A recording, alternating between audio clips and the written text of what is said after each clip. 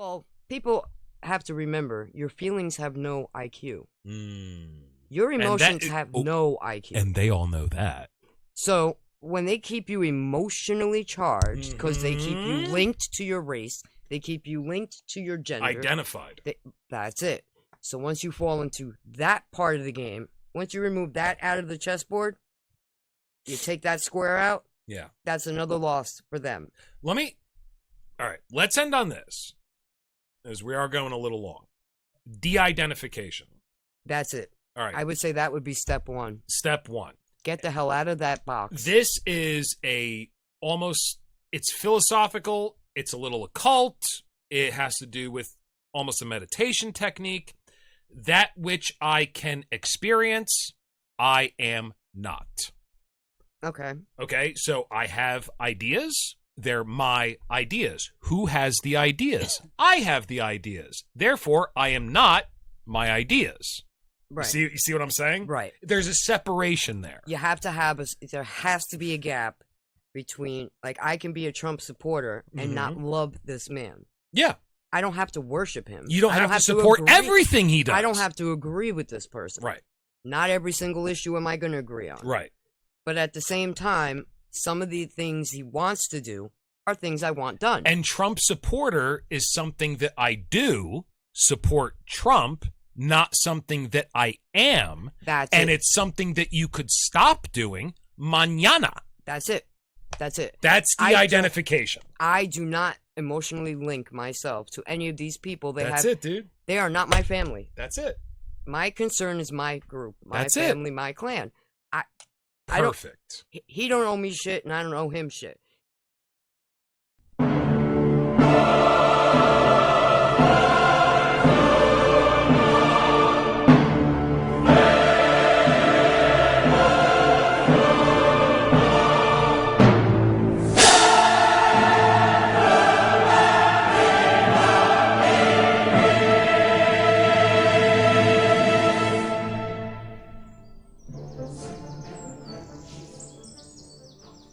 Is your life hollow? And you guys sound alike. That's funny. I know. Meaningless? Full of saccharine bliss and midday doldrums? Are you devoid of fear? Is there an emptiness you only truly feel when in the presence of people who love and care about you? Oh my god. Do you cut yourself just to feel anything? We have and are the solution. New World Order now. Oh my god. The president. Oh, just wait. You gotta see the whole thing. You don't even know the context. You're gonna love it.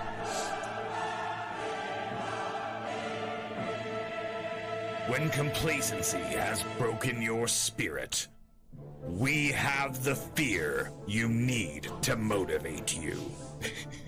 Global warming. Oh god. Globalism. I gotta stop it right there. Just and I have to tell you, the globe. when I did the melting polar bears, there were so many other people in the Discord that were like, that's a great fucking idea. And they started doing melting polar bears. I swear to God, I had so many copycats. Pollution. Governmental regulation. The governmental regulation of pollution. The deafening cries of the blue-collar workers demanding less regulation to save their jobs. The deafening cries of billionaires demanding that the blue-collar workers elicit deafening cries for the deregulation of pollution to save the profits made on the machines that will replace the deafening workers. Melanin content. Melanin The content. president. No, not that one. the bad one. Nuclear war, the collapse of the nuclear family, the atomic disintegration of the nuclear family through nuclear war, frightening military technology, frightening biological technology. That looks like frightening AJ's biological military technology. Science! We can terrorize you with the war on terror. We have the technology. Caustic, inexplicable, inexcusable technology made in America by the finest governmentally subsidized corporations. We can't fail because we won't let them fail. And failure is not an option. I tried so hard to get it to make them eating the money, and it always looks like they're throwing it up. I should have just reversed the video. Subscribe to a better future.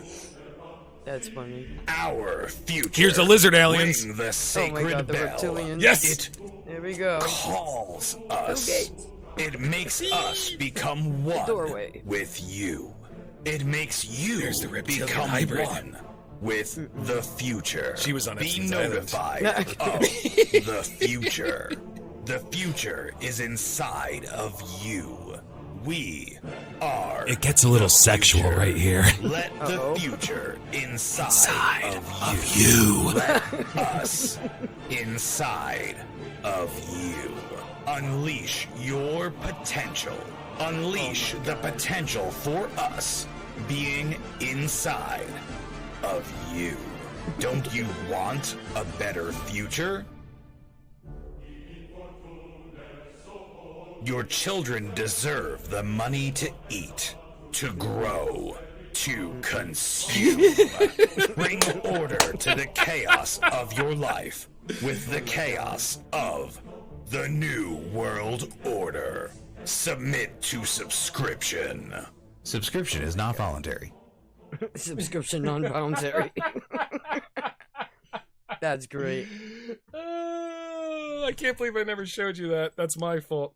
Welcome once again, ladies and gentlemen, to the New World Order broadcast. We are coming to you live from the end of the world. I am your host, the Hat Man. I am joined in the studio by Harry the Taxman and Theresa with her encyclopedic knowledge of modern conspiracy theory.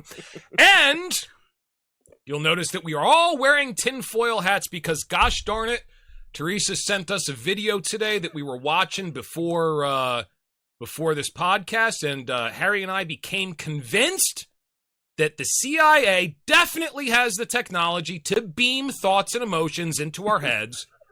And if they have the technology, they're fucking using it. Don't tell me they're not. So, you weren't here for our little arts and crafts session this morning, but we made you one. Make it a fedora. I think you look swell. Thank you. You're very welcome. Love your horns. Thank you so much.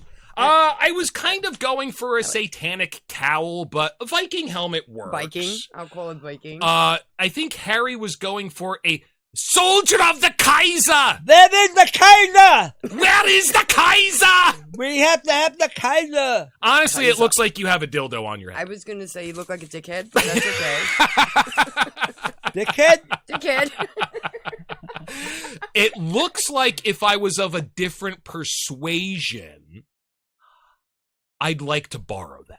It almost No, looks I like. did send a hard hat. I did put a dildo on the guy's hat. Oh my It's for god. my partner at work, and I sent it through the mail to J Street, and he got it, and he couldn't figure out who did it. Oh my god. Did you eventually tell him?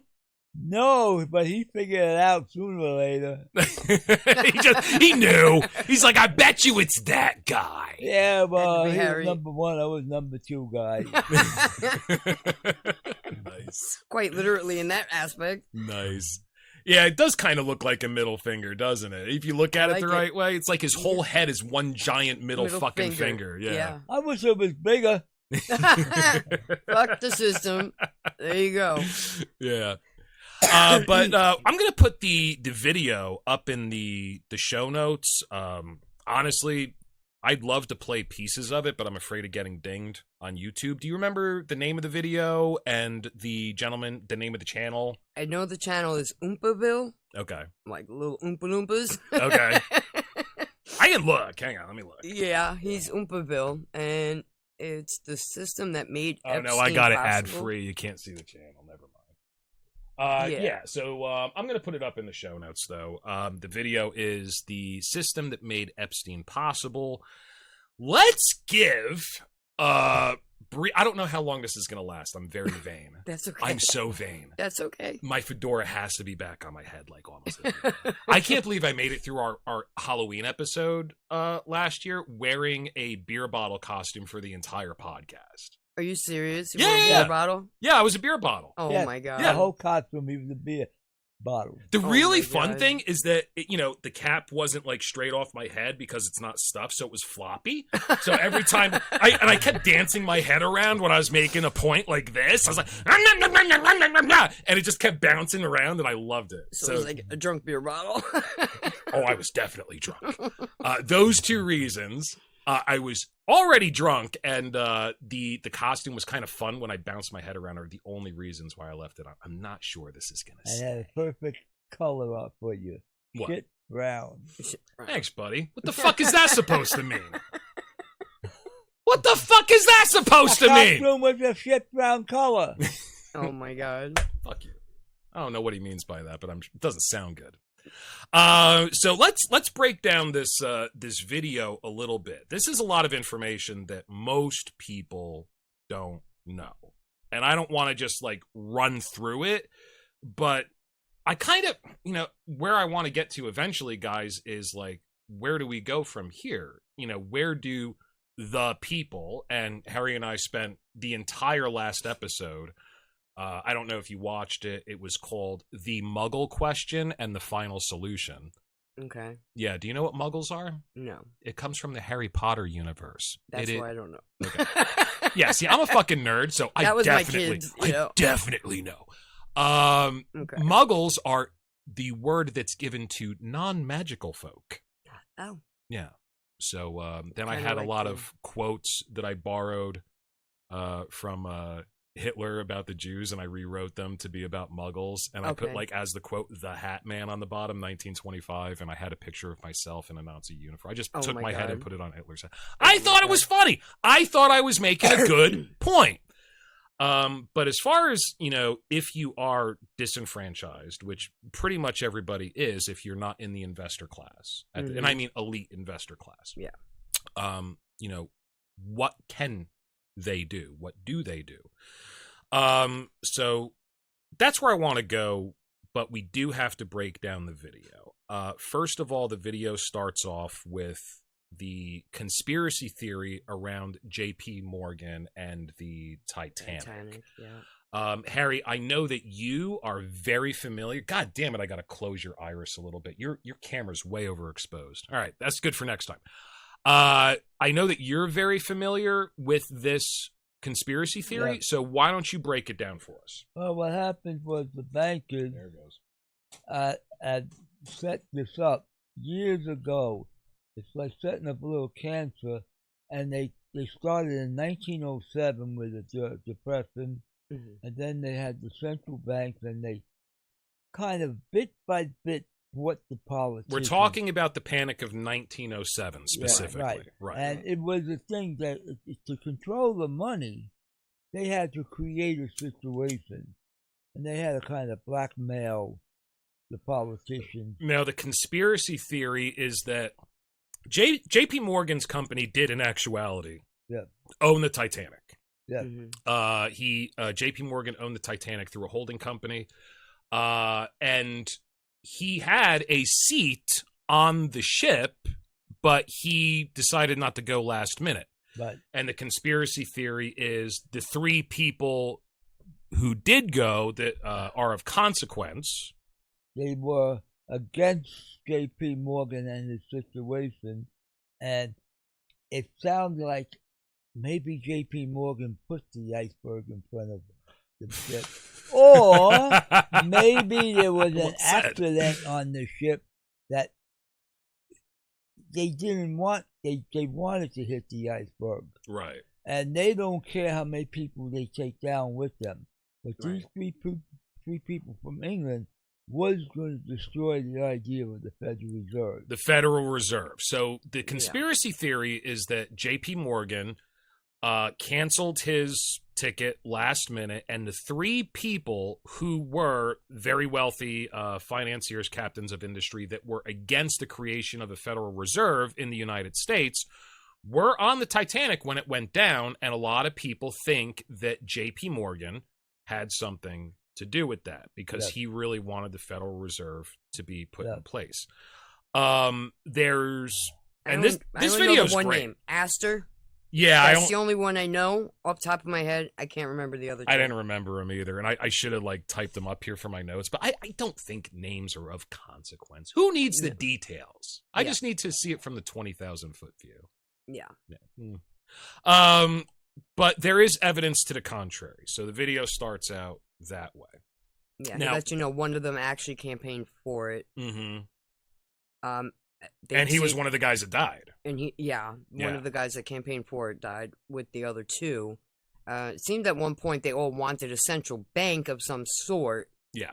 They just didn't know, they didn't have the details ironed out. Right. At that particular time. And there was one gentleman who traveled to the United Kingdom to talk to the banking families over there who had already been doing this fractional reserve system over there for a long, long time, figure out how it was set up and get some ideas. And he came back to the U.S. He went over there being skeptical about a central bank, and he came back from Europe being convinced that it was the right way to go. Right, that it would work.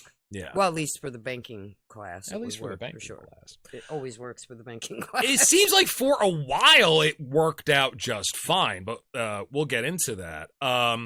So the interesting thing is the politicians who ran against this idea because they didn't want to consolidate financial power with just a handful of individuals ended up in office basically running on that, and then they're the ones that passed it. Right. Yeah. Like Mr. Wilson. Mr. Wilson was one. Oh, Woodrow Wilson. Yeah. So Woodrow Wilson. Now, what they did do is they made sure that they moved it a little bit to what was the progressive ideology at the time. They said we have to have some sort of government oversight. Therefore, the board of directors are going to be appointed by the executive branch, right? Not by committee, which would be other bankers. Other bankers, yeah. That was supposed to be the check and balance. Yeah, exactly. But I mean, you can read into that anything you want. Can the executive branch be bought? I'm going to go ahead and speculate. Perhaps. I'm going to go ahead and say yes. He even goes into, in the video back then, your senators who would be voting for these things literally used to purchase their seats in the Senate. Yeah. At that time. Yeah, they weren't voted in. No. So when was that changed again? You have that. That was changed in the early 1900s, right? That was changed after all this. I know that. Was it? Okay. I think it was after the stock market crash. Okay. If I'm not mistaken. I know Oompa gets into it. Yeah. I forget what date that was changed, but that's wild. I forget when that was changed. It was just a direct purchase. Yeah, that was it. And that's how one of them... Don't worry about it. You can take it off. One of the senators that actually voted for this, that's how he got his seat in there. Yeah. Might have been Astor. Okay. If I'm not mistaken. But yeah, interesting enough. So, I mean, with very little amendments, the articles that created our Federal Reserve System, and just for those who don't know, the great line from the movie Zeitgeist, the Federal Reserve System is about as Federal Express. It is a private bank. It is a private corporation, and they are completely in control of the money supply and therefore the economy. If you don't understand how a money supply affects your day-to-day life, go read the book, and I'm going to bring it up again many times throughout this conversation. Go read the book Money Grows on the Tree of Knowledge by Tracy Twyman.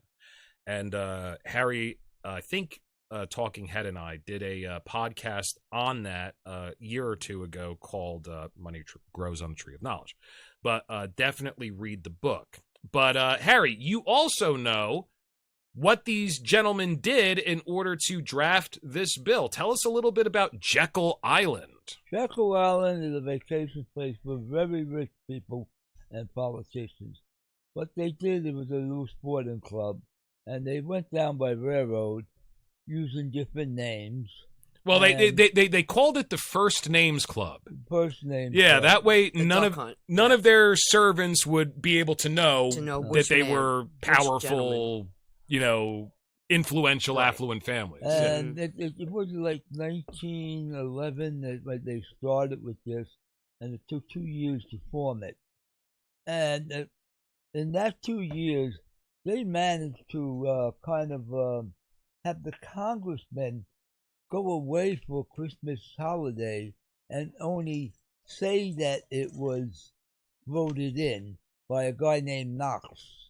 He was some kind of organization within Congress, and it was never properly ratified. But basically, the bill that created the Federal Reserve, it was drafted up by a few bankers in secret on an island under purposefully clandestine means. Then it was presented as a solution to the 1907 panic, which speculatively was caused by these same individuals. Whether you can prove it or not is another story. And then, with very little amendment, the politicians that ran against this idea are the very ones that that signed it into law after it was pushed through the House on December 23rd, when most Congress, senators, whatever, were already home for the Christmas holidays. Yeah. And the book, The Law That Never Was, by Bill Benson, went down there and got the vote and actually proved that there was only 3 states that voted. Well, for this is a different amendment. You're talking about the amendment that made income taxes illegal. Right. We're talking about the bill that actually drafted the Federal Reserve. Yeah. It was pushed through secretly. It was pushed through secretly. And I think 1913 is when Wilson signed it. I'm pretty sure that's accurate. Yeah. I'm pretty sure that's. So I found the 3 men: John Astor, Isidor Straus, and Benjamin Guggenheim. Guggenheim. And what is art nowadays but a money laundering scheme? That's it. Ask Mr. Hunter Biden. Yeah, Mr. Hunter Biden, great artist. And also George W., great artist as well. Yeah. At least he can paint a horse that looks like a fucking horse. I'll say that. But not great. The funny thing is, if you look up Hunter Biden's prices, you can see what the market values his work at right now. If you go into George W. and what his work is selling for online, it's so opaque. You can't get any information. Well, the oil guys don't like to talk. put their prices out. Yeah. No. They're very tight-lipped in the oil fields. Jesus Christ. You can't get anything on that. So I really like this video. Once again, it's going to be in the show notes. Is there evidence of them engineering the panic? Probably not. Did they take advantage of it? 100%, 1,000% they took advantage of it. And it goes to the point just like COVID, which I think we're allowed to say now. Are we allowed to say? I think we're allowed to say it now. Okay. Yeah. Goes to the point with COVID. It's not about whether or not it was done on purpose, okay? It really doesn't matter because they take advantage of it so quickly and so well. I think that's a way that a lot of these theories get started, is because it looks like they did. Yeah. I mean, if you look at the wildfires in California and Hawaii, it really doesn't matter whether or not there is a fucking space laser that's blowing up real estate, which there is, and I'm a member. What matters is that it feels like why does it feel that way? Because these guys are so prepped for any disaster to take advantage of it so completely and so succinctly. To everyday person's eyes, it seems like they're the ones that must have caused it. Well, yeah, Newsom was like, Oh my God. I talked to the mayor of Maui, and he told me what I need to do and how we can sell the properties. And he got so excited. Dude, his pants were 4 inches shorter while he was talking about that on camera. He was just ridiculous. He was more excited than Bill Clinton looking at the pictures back on Epstein's Island during the deposition. You saw He that? was more excited. Oh my God. Let me see that. Wait. I remember that time. Hillary, remember this one? She was great. Oh my God. Yeah, no, Newsom is a fucking pig in shit. But I mean, I think that a lot of the times our intelligence community will use these conspiracy theories that pop up kind of as a sleight of hand. Kind of like the point that I was making before, that most of the shit that David Icke talks about when he goes on tour at his conventions, most of that shit makes sense. Maybe 60% of it's actually been proven true, like MK Ultra, through documents that the CIA has released that have come out of top secret. What do you call that when you take a document out of top secret? I feel like I'm losing words here. Declassification. Thank you. Yeah. They've declassified these documents. But then he goes into, at the very end of every talk, he goes in the shape-shifting reptilian aliens. And while he may still keep me on board, you're losing most of your audience. Well, maybe not. He's selling out arenas now. But, yeah. I mean, so it seems like sort of a sleight of hand thing. And I think that, and I'm going to go into Epstein in a little bit, but even Eric Weinstein said that, the kid diddling probably shouldn't be everybody's primary focus. Did it happen? Yes. Are more people than Epstein guilty of it? Yes. But the reason why it's consuming everybody's attention is because it's a sleight of hand. They're doing a magic trick. Everybody look over here, what I'm doing. I'm smoking a cigarette, and you don't see me tickling Gary's chin over here because you're watching my cigarette. I'm talking about the cigarette. Yeah. It's sleight of hand. And I think what they're trying to hide is the manipulation of financial instruments. Yes, the money. Right. And he was a big part of that, even though, according to Eric, once again, I don't know how he got in that position, he says, because there are certain very fundamental things about finance that this guy didn't know. No. I mean, and like I said, like just the basic history they give you on this Epstein moron, none of it makes sense. Yeah. None of it. At least their public biography of him doesn't make any sense. It seems apparent to me that he ended up in the position of a gatekeeper. I don't know how he got there, but that's what he was. I don't know. I would say, when you look at his lifestyle, I would say it wasn't very hard to recruit him. Because he liked lavish things. He liked money. How would you like to get to do whatever the fuck you want? Can I diddle young girls?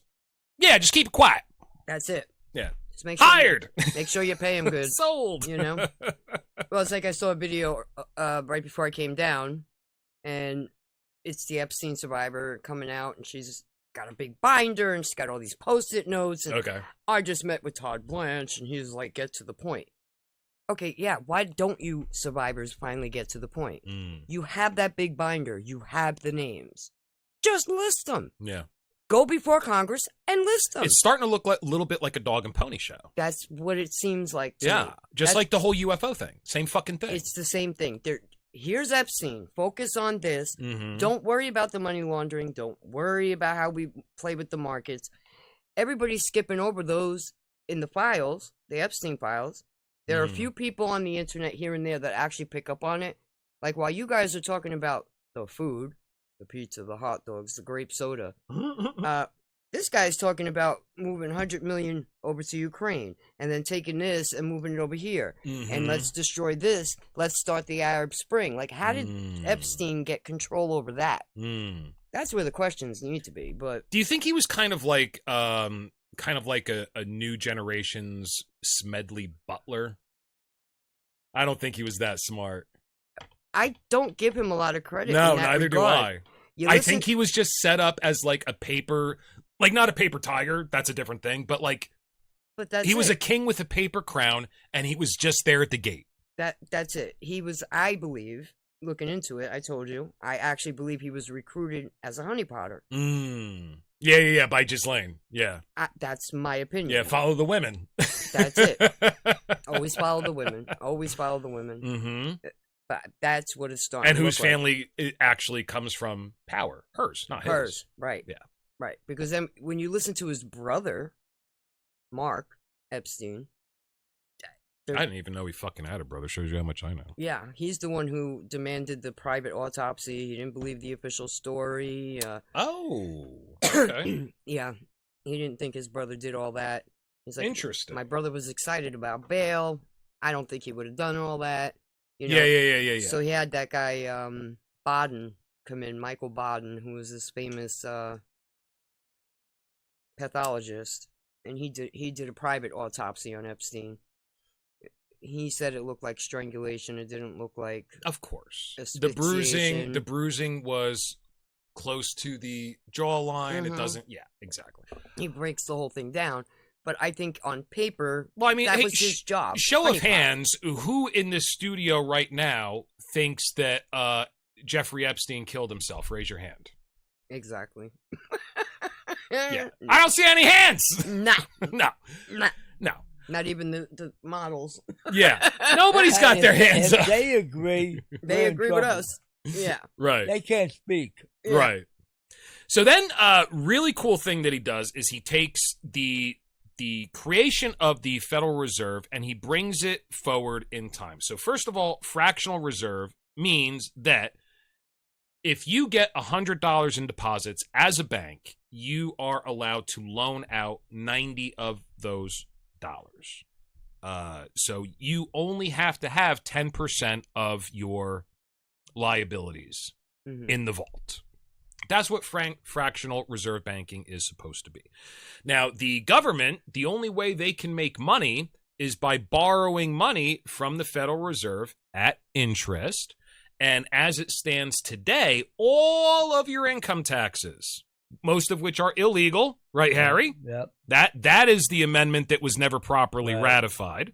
Right. All of your income taxes, most of which are illegal, only go to pay the interest on the loans From the- to the government from the Federal Reserve. Because the Exactly. Federal Reserve, and most people don't know this, is not a government agency. It is a private bank, private corporation, private You have institution. to go back to 1984 when Ronald Reagan did the Rose Report.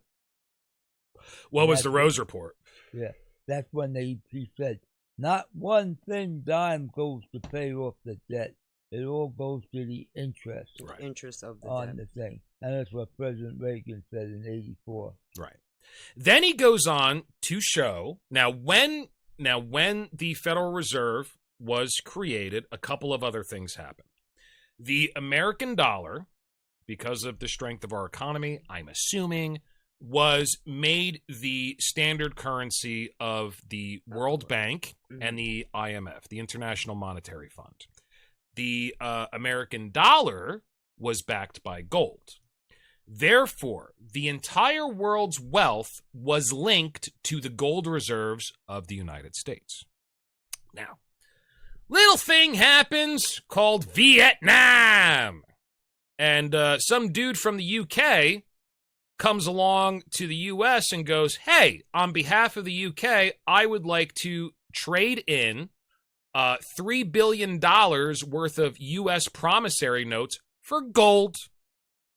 And Nixon goes, no, we're not doing that.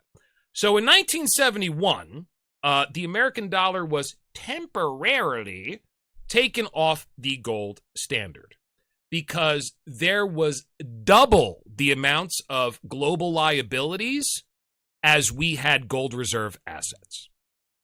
And to this day, we are still not back on the gold standard. That is why the entire world, pretty much, currency is fiat currency. It's fake. It doesn't mean anything.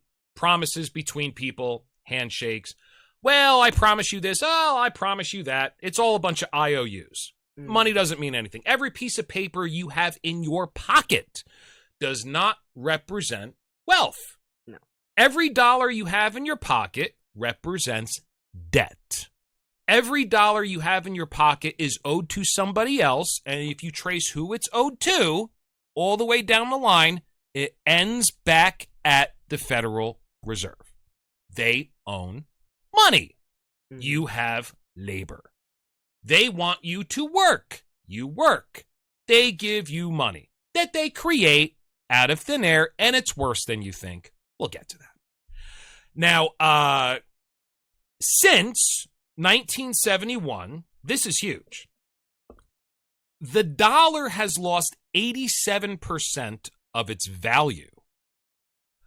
Since 1971, productivity in the United States has increased by 73%, and the wages have only gone up by 9%. This is not good. So the reason why this is happening is because after we were taken off the gold standard, and this is something I didn't understand about fractional reserve banking until I watched this guy's video, is that the thinking is, okay, the bank gets a $100 deposit, they're allowed to loan out $90. What actually ends up happening is they can loan out $90, but they're not taking $90 from their deposits to give to you. They're creating it through bookkeeping entry. Right. Which, by the way, you would go to jail for if you did it that way. Yeah, absolutely I would. It's called I think fraud. that's called counterfeit. Yes, yes. And it's also a Ponzi scheme. Right.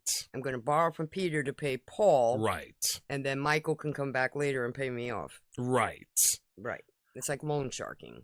Now, on top of that, and this is the worst thing of all that I got from this video, not only do no assets actually move, the bank creates more assets to cover your loan.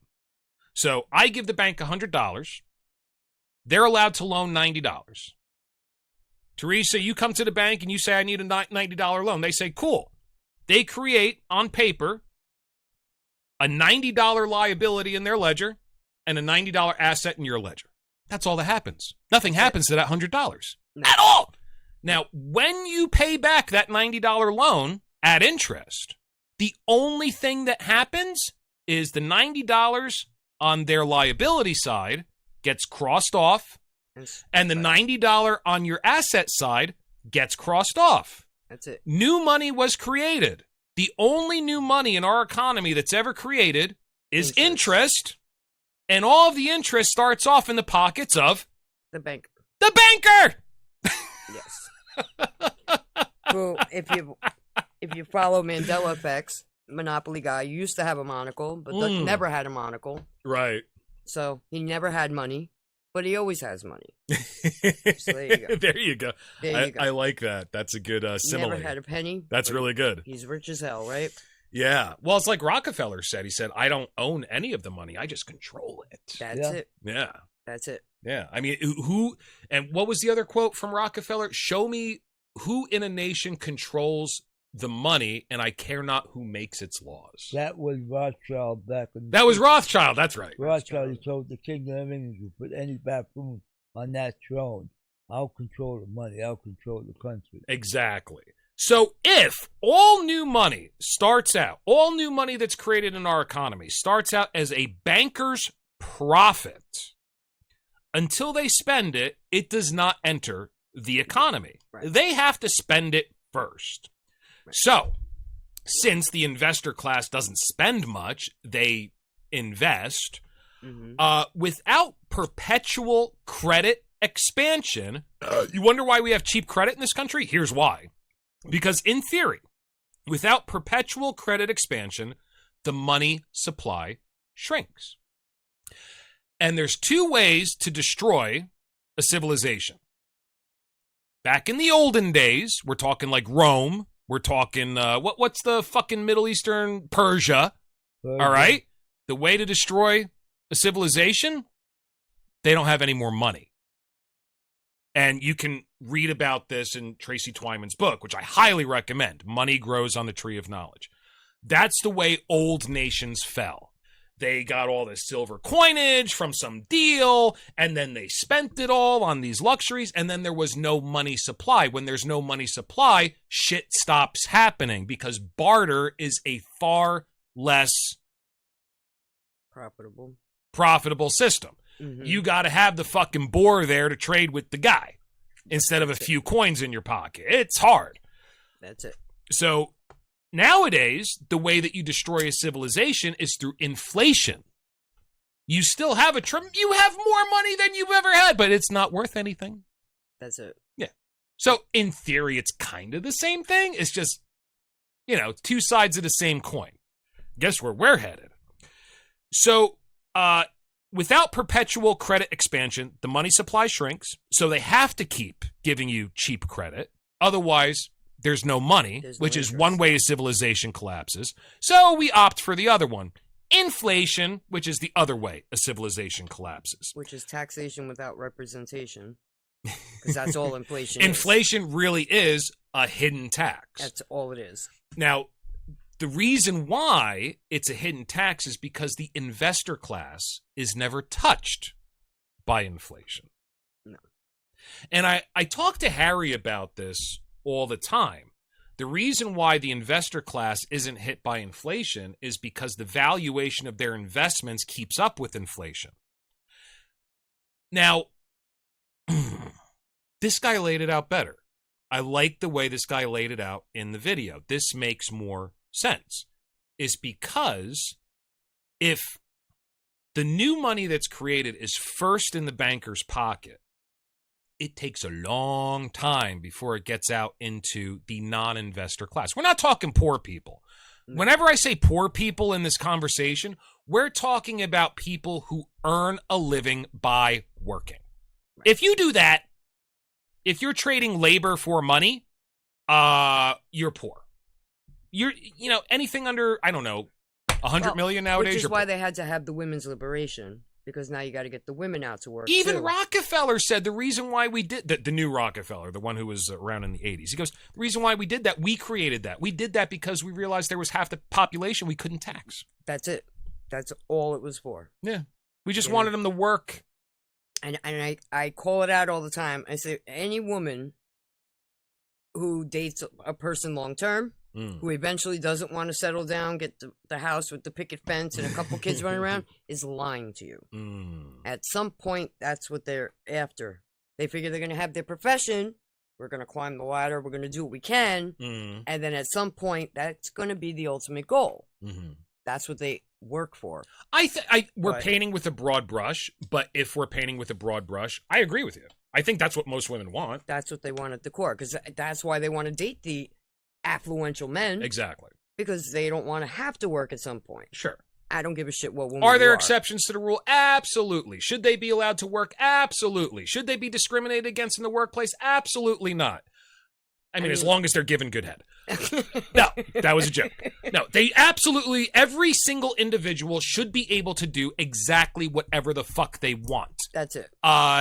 The traditional way of doing things, according to the division of labor, you stay home with the kids and you gather berries. I go out with the men and hunt. You don't see me for a week at a time. First of all, not seeing your husband for a week at a time, probably good for the relationship. Second of all, men want to have adventures. Women want to get together and, family unit.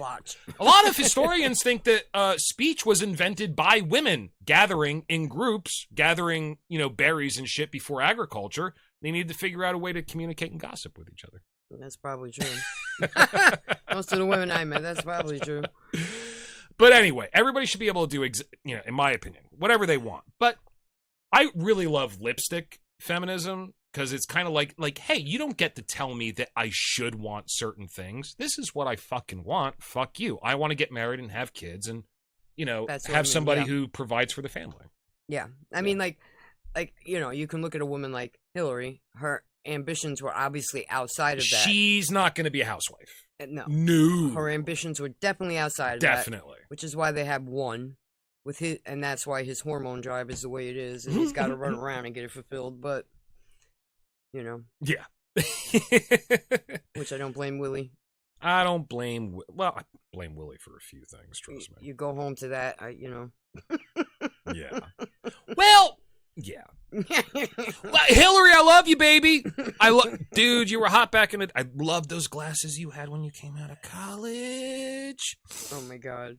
But the way he describes this is because the money ends up in the bankers' pockets first, inflation takes a while to take effect. The economy in general doesn't know that so much new money has been created until it's dispersed. And until it's dispersed, the laws of supply and demand can't catch up with the money that's in existence. That's why inflation will always be a tax on the poor, and the rich will always get richer. And what's the old saying? Now, the old saying is the rich get richer and the poor get poorer. That seems to be true. Anton LaVey had a different way of looking at it. I always got to bring him up when he has something to say. There's also a saying, you work for money or money works for you. Exactly. And we work for money. For investor class money works for them. Because they sit on their ass to get dividend checks, and they're using the lower class of people that they have to physically work for it. Yeah. And those lower class don't know the name of the game. The way Tracy Twyman sums it up in her book, Money Grows on the Tree of Knowledge, is basically we need people to work. We have so much excess wealth that work soaks it up. That's the way or maybe I'm not describing it properly, but she had because she was an occultist, she had a very alchemical way of looking at it. Like basically what we've done is we fulfilled the alchemist's dream. We've taken dross, prima materia, it's paper, and we've turned it into gold, something of great value. Mm-hmm. We've done that. We have fulfilled the alchemist's dream of turning shit into gold, lead into gold. That's what fiat currency is. And what was her explanation for labor? Labor soaks up the excess wealth. It was something like that. It was really theoretical, but it was a good quote. Well, I kind of explained it to my husband as when the Fed prints out all this money, this paper shit, it's like flooding your kitchen with 3 inches of water, and you only have one roll of paper towels to soak it up. And that's what inflation is. You're stuck with all this excess water. Right. There's not enough out there to soak all that up, and the only people with the paper towels are the ones at the bank. That is the way she described it. And yes. they don't want to share their paper towels. So what labor is it's an excuse. It helps the illusion of the value of all that paper along. And when labor starts falling behind the creation of the fiat currency, everybody goes, huh, wait a second. How we so rich if we ain't doing nothing? So labor, you got to work for a living. All these things that are drilled into our heads from day one, the Protestant ethic, okay? It's good to work hard, you'll get ahead. If you're not working, you're lazy. All these things are just there to uphold the illusion of what is simply sleight of hand.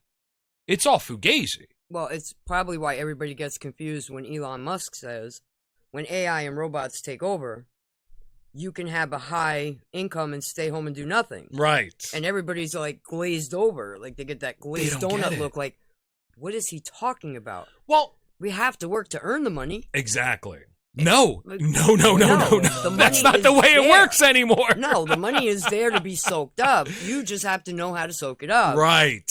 That's the problem, you know? Harry and I talk about this all the time, that when AI takes everybody's job, he goes, look, what am I going to do? What meaning is there for people, right? Yeah. And that's a big fucking question. Now, people are buying AI stock, and they're making thousands of dollars a week on AI stock, but they're selling an idea of a product which would be AI. And AI right now in the United States, they're making money.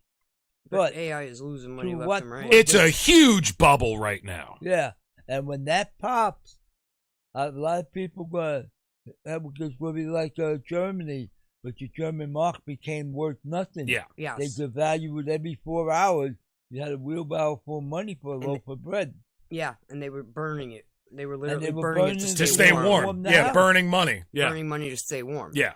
You know, it takes 2 barrels of dollars of the marks to get 1 loaf of bread. Like, what the hell is the point of that? Yeah. And sometimes if you try to explain it to people, They don't they get look it. at you and that's It that's don't not click. possible. Mhm. But it is. Yeah. It's not. I mean, I'm brilliant.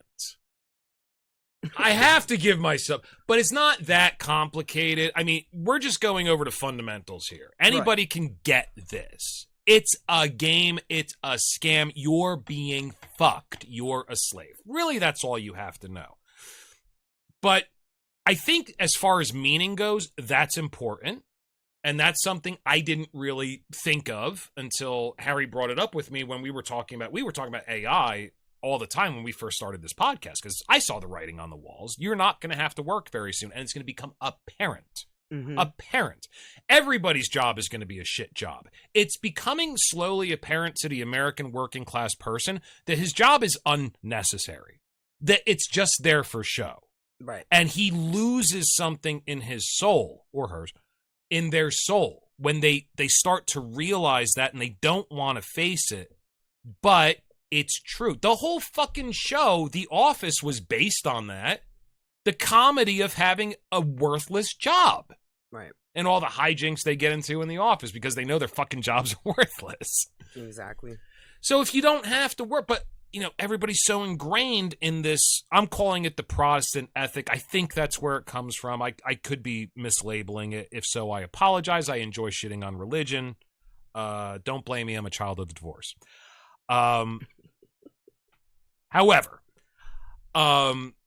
so, I mean, yeah, Elon Musk in saying that we can all live. I mean, all right, there's a guy whose newsletter I subscribe to, and he's a huge proponent of universal basic income. How do you guys feel about universal basic income?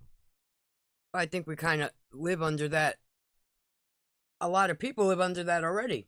Welfare. It's called welfare. With welfare and Social Security. Now, the thing Well, about I don't welfare... mean retirement Social Security, Or- like in your or- case. I mean, like the disability. Right. Now, the thing about that is it's not universal. Well, no, but 10 years ago, you just had to have a gaming addiction, and you got, I can't leave my house because I'm addicted to gaming. Can I use alcoholism for that? I believe I don't know if they still do, I'm going to try. Okay. but I do know that 10 years ago, I knew of 5 people, and I have a very small circle of people I talk to. They were on it for gaming addiction. Jesus Christ. So you're getting paid Disability. to sit home and game and Yeah. pee in bottles to not leave your TV. Peanut bottle.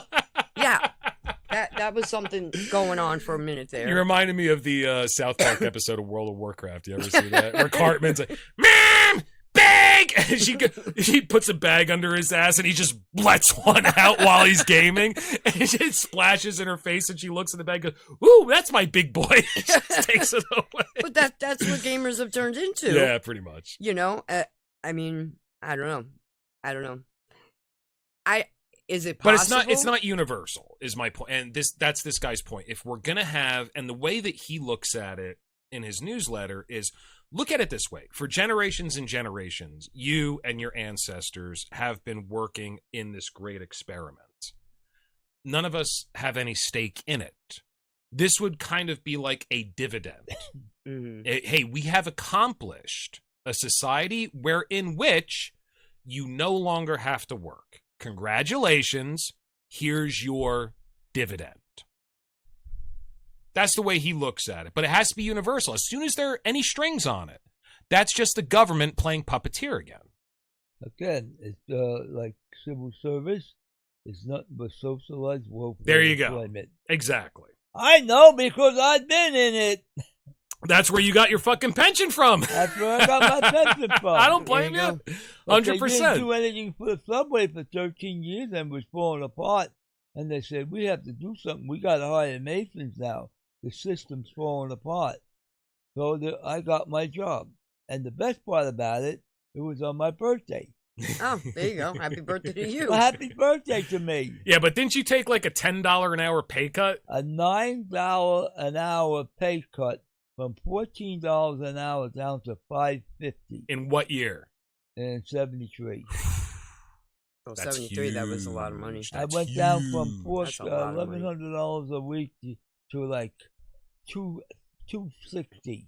But it wasn't the reason why you did that is because you knew you were a slave Yes, and this was going to give you a way out. right. Now, at this point in your life, you're 79 and Right. you're still very fit. You're on no medications. No, And you have been retired for longer than you worked. 21 years. Good since for the you, World Trade man. Center went down. It Wow. worked out for you. Your plan worked out. I let the money work for me, and it worked because that was the system. Today is a different ball game. Yeah. Yeah. Today, if you find a good pension job, it's far and few in between. Yeah. Well, I learned that with my husband. He was in a union, and he had like worked for a while and then quit and then went back and then quit and then went back. None of his union delegates told him you can freeze your books. If he had frozen his books, he would have had. He started there in like 1982. What do you mean freeze your books? What's that? So you can hold the amount of years under your belt already that you've already paid dues into their union. Okay. So when he left, it wouldn't be for more than 6 months to a year, and he would go back. Uh-huh. So you would freeze your books in between, and then resume payments into your union once you came back, and you would still have that time under your belt. So they just took away all the time? All the time that he had. What the fuck? So he had been back to work consistently for 6.5 years or 7 years at that point. But he started there in 1982. He was 18. Jesus Christ. now- It's like got hurt. buying the job and freezing the payments that they have to Right. make to the job. Jesus Christ. Or if I want to become part of the Mason Union up here, I have to buy the book. You buy the book. I right. could buy the book. You could buy the They'll book, allow me to buy the book. and then you would Okay. have your time in already. Right, It's kind of like going to college. You earn so many credits. You can't, once you get a degree, they can't take those credits back. Right. That's kind of like what freezing a book would be in a union. Yeah, but who would know that you have to even do that unless you look into it? It's just yeah, it's and just he like had no idea. where a lack of knowledge allows other people to royally fuck you And with that's- Harry's fucking tinfoil hat. And that's what happened. He got so fucked. At 42, he got hurt on the job and had to stop working. They kind Yeah. of forced him out because it's a labor job. And he Right. had to get back surgery. So at 42 years old, they only gave him enough pension as though he had only been back for 5 years. Jesus Christ. Yeah, so he only gets a partial pension. He should have gotten a full pension, which would have been like 5 times or 6 times the amount he gets now. Yeah. And And that's a union delegate not telling you when you're leaving, yeah. listen, hold your books, freeze your book off. Because even when you stop, you can pay the union if you need to. Mhm. Now they have COBRA laws and shit like that. Like they gave Well, in us, Pennsylvania they do. I'm Well- not sure about other states. well, New York, they gave us 6 months after he stopped working Okay. before they actually closed it out at the Okay. union and then forced him into retirement and collecting his pension. Jesus Christ. But I mean, people with a lot of money, they have, you'd have somebody hired that would inform you. Somebody who You would works think. for you. And that's what those delegates are there. That's what they're to do. supposed to do. Right. Right, you would think, but yeah. Yeah. So he got royally screwed that way because he didn't know. He didn't know any better. Jesus Christ. But yeah, he worked there on and off since '82. That sucks. So at 42, you're forced into retirement. You're taking like 1/6 of what your pension should be. Mm-hmm. Well, nowadays, I mean, there are pension jobs. If I continued to work at the post office, which was using up 8, 9, 10, 11, 12, 13, 14. I was working 14 hours a day and getting paid for 8. Oh my god! If you include travel time, and they had me on a swing shift, and I was getting paid $20 an hour. If I endured that for 20 years, I could have gotten a small pension. Not worth it. And kind of what makes it not worth it is inflation. It's just that the dollar is not. I mean, my father right now, I think he makes $48 a year as a custodian for a New Jersey school district. So he'll get a pension, he'll get a Social Security, but 48 right now is shit. What's it going to be in 20 years? Nothing. Nothing. Pittance. Nothing. When my father passed away, he was 10 years younger than my mother. And when she started going through all the paperwork and sorting everything out, she found out if she retired and collected her own Social Security, it would have been less than half of what she would get filing under him. So she took his Social Security instead of her own. And she had obviously been in the workforce a lot longer than him. I mean, she had to take breaks to give birth and raise kids, but... Why was hers worth so much less? Because that 10-year period, the base salary going in is that much different. Oh, wow. It's the same difference between my husband and I. He's 10 years older, so he obviously worked longer than I did. But when I get that paperwork in every year from Social Security, like this is your estimated amount of retirement and whatever, it's higher than what he gets. Okay. He gets so pissed off. And I'm like, well, that's just... There's and a half a generation between us. To put the exempt forms on it, and don't let the government take no money out of it. Don't let them tax it. It's illegal. He doesn't. So he doesn't have any taxes taken out of his Social Security. Right. So when I go to file at the end of the year, there's this magic amount that shows up when I file, because if you don't file jointly, you don't get any of the write-offs. Right.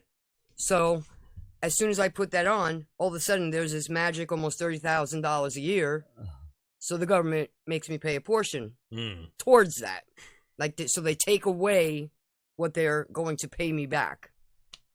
That's why old people, when they get together, they don't get married because someone's going to lose half their Social Security. Yeah, for sure. That's it. For sure. Keep it off the books. Yes. Don't do it on paper. I watched something the other day. Now, listen to this. Buying power, not generally, not across the board. We're not talking milk and eggs. We're talking specifically the real estate market, okay? Which means buying property or renting property. Before 1971, the American who was earning minimum wage had a certain amount of buying power in the real estate market. Do you know how much you would have to earn per hour today to have the equivalent buying power of an American citizen earning minimum wage in 1970? Take a guess. Take a guess. You already told me. I did already tell you. Take a guess. Well, I did look up in general if you wanted a $1,200 a month apartment, because my 19-year-old and his girlfriend are looking at this. Yeah, it's tough. You have to earn a minimum of $36 an hour in order to pay the rent on a $1,200 a month apartment. If your goal for rent is like 30% of your income or something like that, right? It's wild. They keep raising that suggestion. They're like, well, actually 60% is fine. Yes. Yeah. So, well, my father's rule of thumb, the way he taught me, you should have all your household bills paid within the first 2 weeks of every month. If you cannot do that, you cannot afford to live where you're living. Right. Yeah, that's not the way that they tell you to do it today. That's not the way that they tell you today. No. And if you explain it that way to most people, they're like, I can't do that. I can't afford that. I can't do that. I can't afford that. Yeah. Now, I have a family member who has a 6-figure income, can't afford to get a rental. Yeah. With a 6-figure income. Yeah. Not on his own.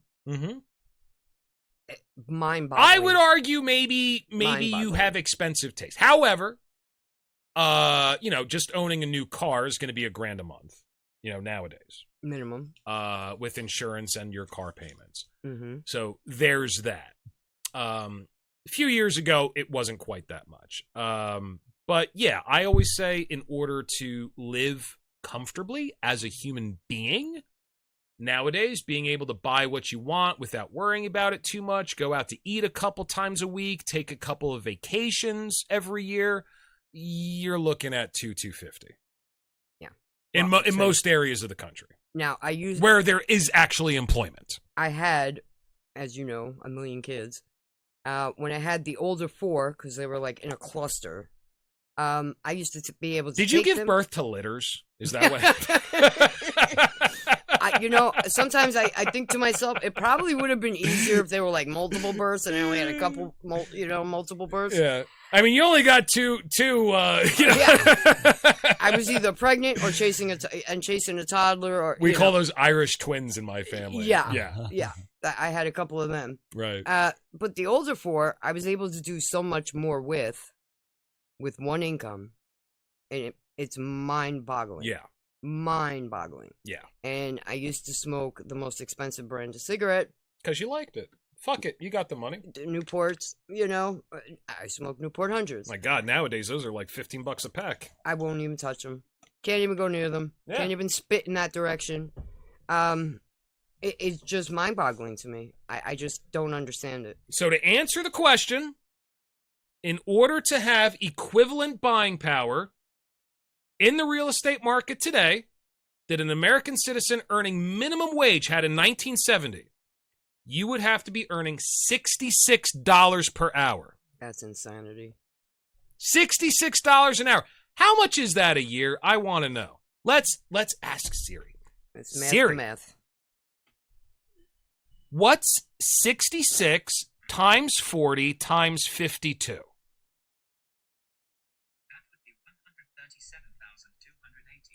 Now, if you're making $140,000 a year, you're making the equivalent of somebody earning minimum wage, according to the real estate market, in 1970. That's ridiculous. That's crazy. That is crazy. You want to talk about inflation being a fucking hidden tax that the investor class doesn't have to worry about it? Boom! There you go. And who's buying up all the residential real estate right now? The corporations, the investor class, they're just parking their money. And here's something that is a little known secret. Banks are not allowed to own real estate. What they do is they convert the UCC1 or the promissory note into the ledger, and it becomes a paper thing, not thing. And then they take that ledger and... Oh, so they turn actual real estate in their books into a promissory note? They're not allowed to own real estate. Yeah. Plus, in 1913... That's funny. They're not allowed to pay income tax. They don't have to pay federal income tax. That's true. I knew that, yeah. And that was 1913. I think you taught me that the very first time I interviewed you on Death and Taxes #1. Yeah. Yeah. But they set the game up way back then. They knew what was going to be, but they took it bit by bit by bit. And now everybody's on the hook for it. Mm-hmm. And try to change it. You can't. Well, that's like those valuation letters they sent out. Oh. Yeah. Oh, the assessment? The assessment valuations. Yeah, incredible. Yeah, that's going to come and bite you guys in the ass eventually. That's, what do they call that? Unrealized gains? Assessments, and they're assessing the price of houses for what the market is. This so-called piece of property, say, is worth $183,000. I laugh at them. And they're going to double 100% to next year to $161,000 that the house is worth, and it's not. Exactly. This is, if I'm lucky, if I could sell it for what I put into it, but I intend to die in it. My son's going to bury me in the ground, bring 2 30-yard dumpsters, empty the house, and have fun with a D9 cat tearing his house down. Probably. And I agree with him. Tear it down. I mean, that's how I'm looking at it. But here's the secret. On the 227 and 229, there's a lot of civil servants are going to retire, a lot of politicians, and they're going to walk out with $100,000 pension on your back. That's why the magistrate judge gets. Money's got to come from somewhere. Yeah, got to take. They're vampires. Well, here's post 4962. Who are the silent thieves? Oh, is this from Q? Okay. Why are they manipulating you? How are they stealing your wealth? Bubble, crash, steal, lie, repeat. What is inflation? Monetary manipulation. Taxation without representation. Put an end to the endless. 1913. That's the year of the Federal Reserve. And yeah, and that was posted November 11, 2022. Now, Harry and I were talking about this. Right now, AI is the big bubble in the United States. The only thing that's keeping these investments afloat, and this might be a big reason for these data centers that we were talking about. Okay. This could be the underlying reason that all these, I hate to say conspiracy theories, we were just wearing tinfoil hats, respect to the conspiracy theorists, 100%. I am one, because a lot of them are correct. The water is turning the frogs gay, by the way. Yeah. Thanks, AJ. Yeah. This could be the real reason. Without the American government propping up these investments in AI through investment, the bubble bursting could actually threaten the American economy. There's so much money tied up in AI at this point.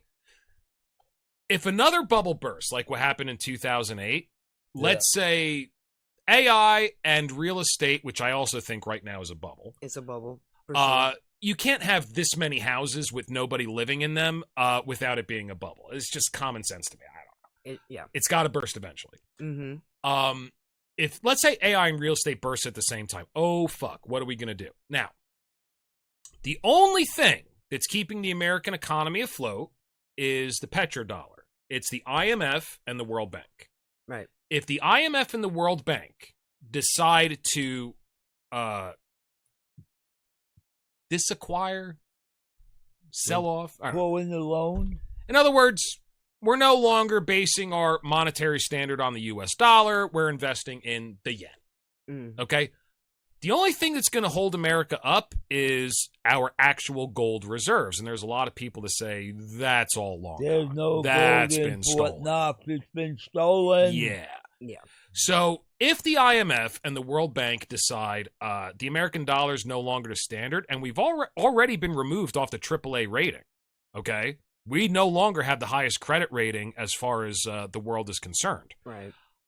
If they take everything off of the American dollar and we don't have any gold, we're fucked. We will have to sell this nation for parts. And what do we have a shit ton of? Weapons. That's it. And if the people in charge are smart, they'll make sure that they equally distribute these powerful weapons among nations that are supposed to be friendly to the United States.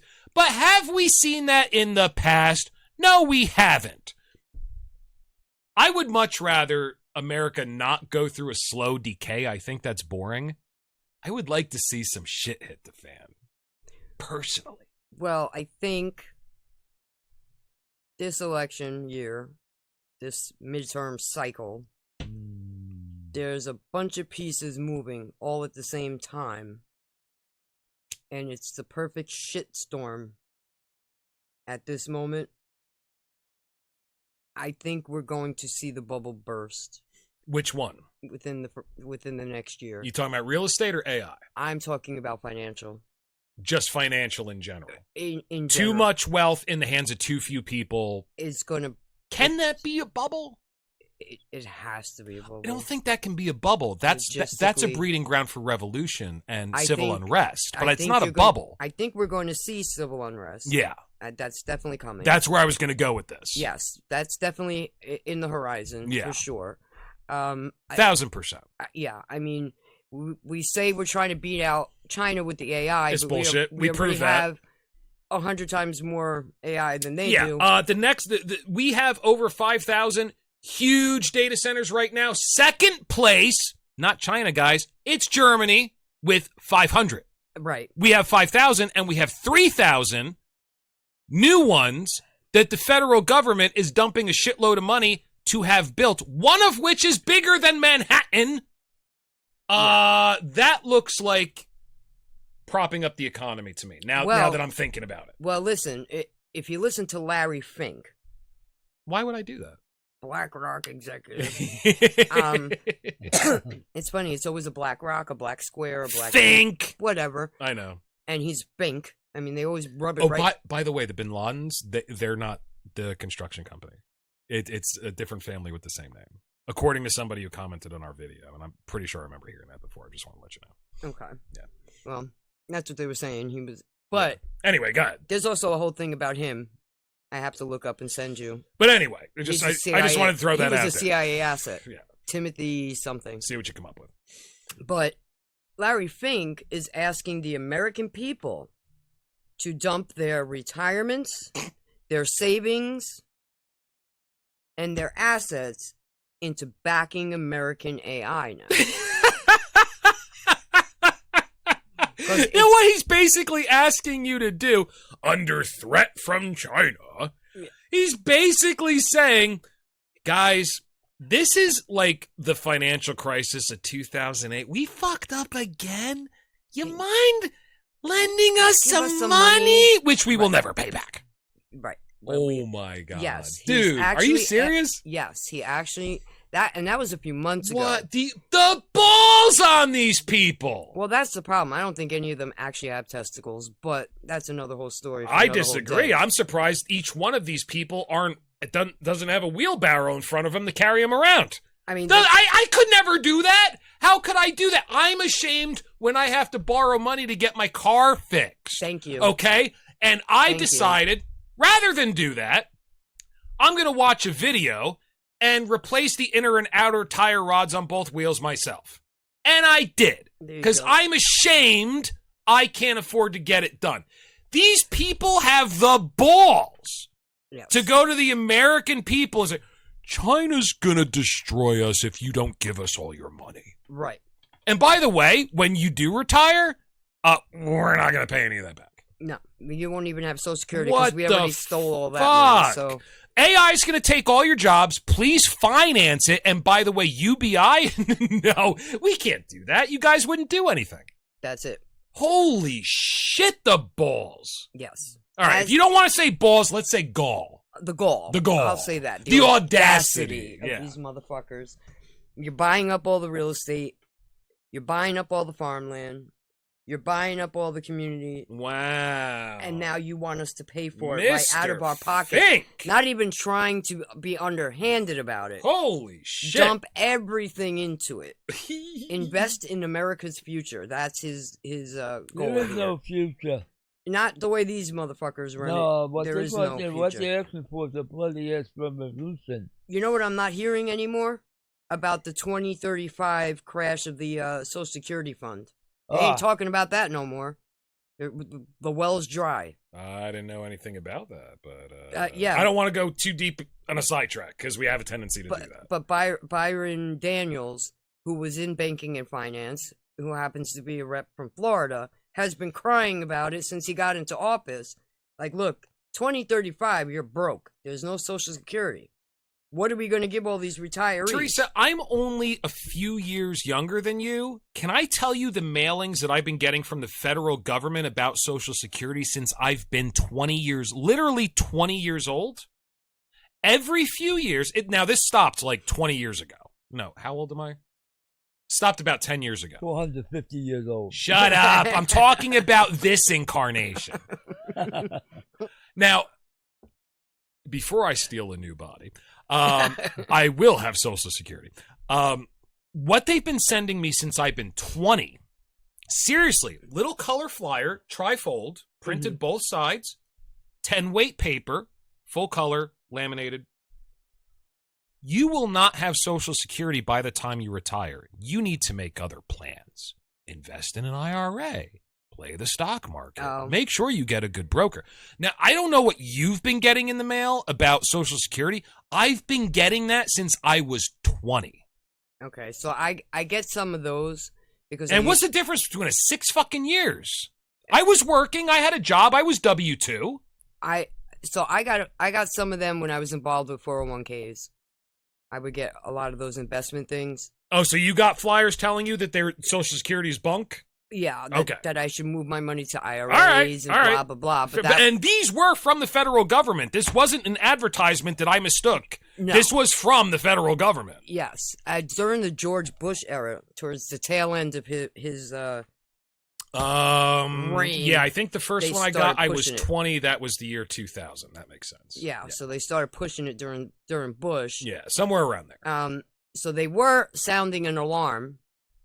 You know, hey, listen, we didn't think we were going to be paying this much Social Security to this many people, but they've been borrowing from that fund for I can't tell you how long. Oh, it's a slush fund for crooked politicians. Absolutely. Yes. I mean, ask Here's Adam the Schiff. problem. 1947-48, HEW was the first agency to borrow the money. If they were left alone, it was a trust fund. It's an insurance fund. If they left it alone, people today would be getting $5,000 Social Security. It was an insurance fund. But they twist it around that every agency tapped into it. Well, do you remember where we were financially before 9/11? Congress was sitting around talking about lock boxes for certain funds. Yeah. We have to make sure this money.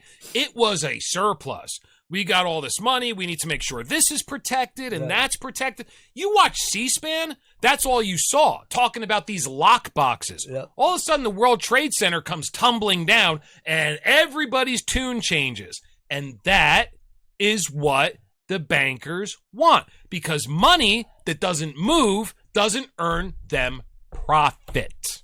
Wars make profit. Wars make the money move. That creates their profit. Right. Exactly. Right. What Ike was telling us about.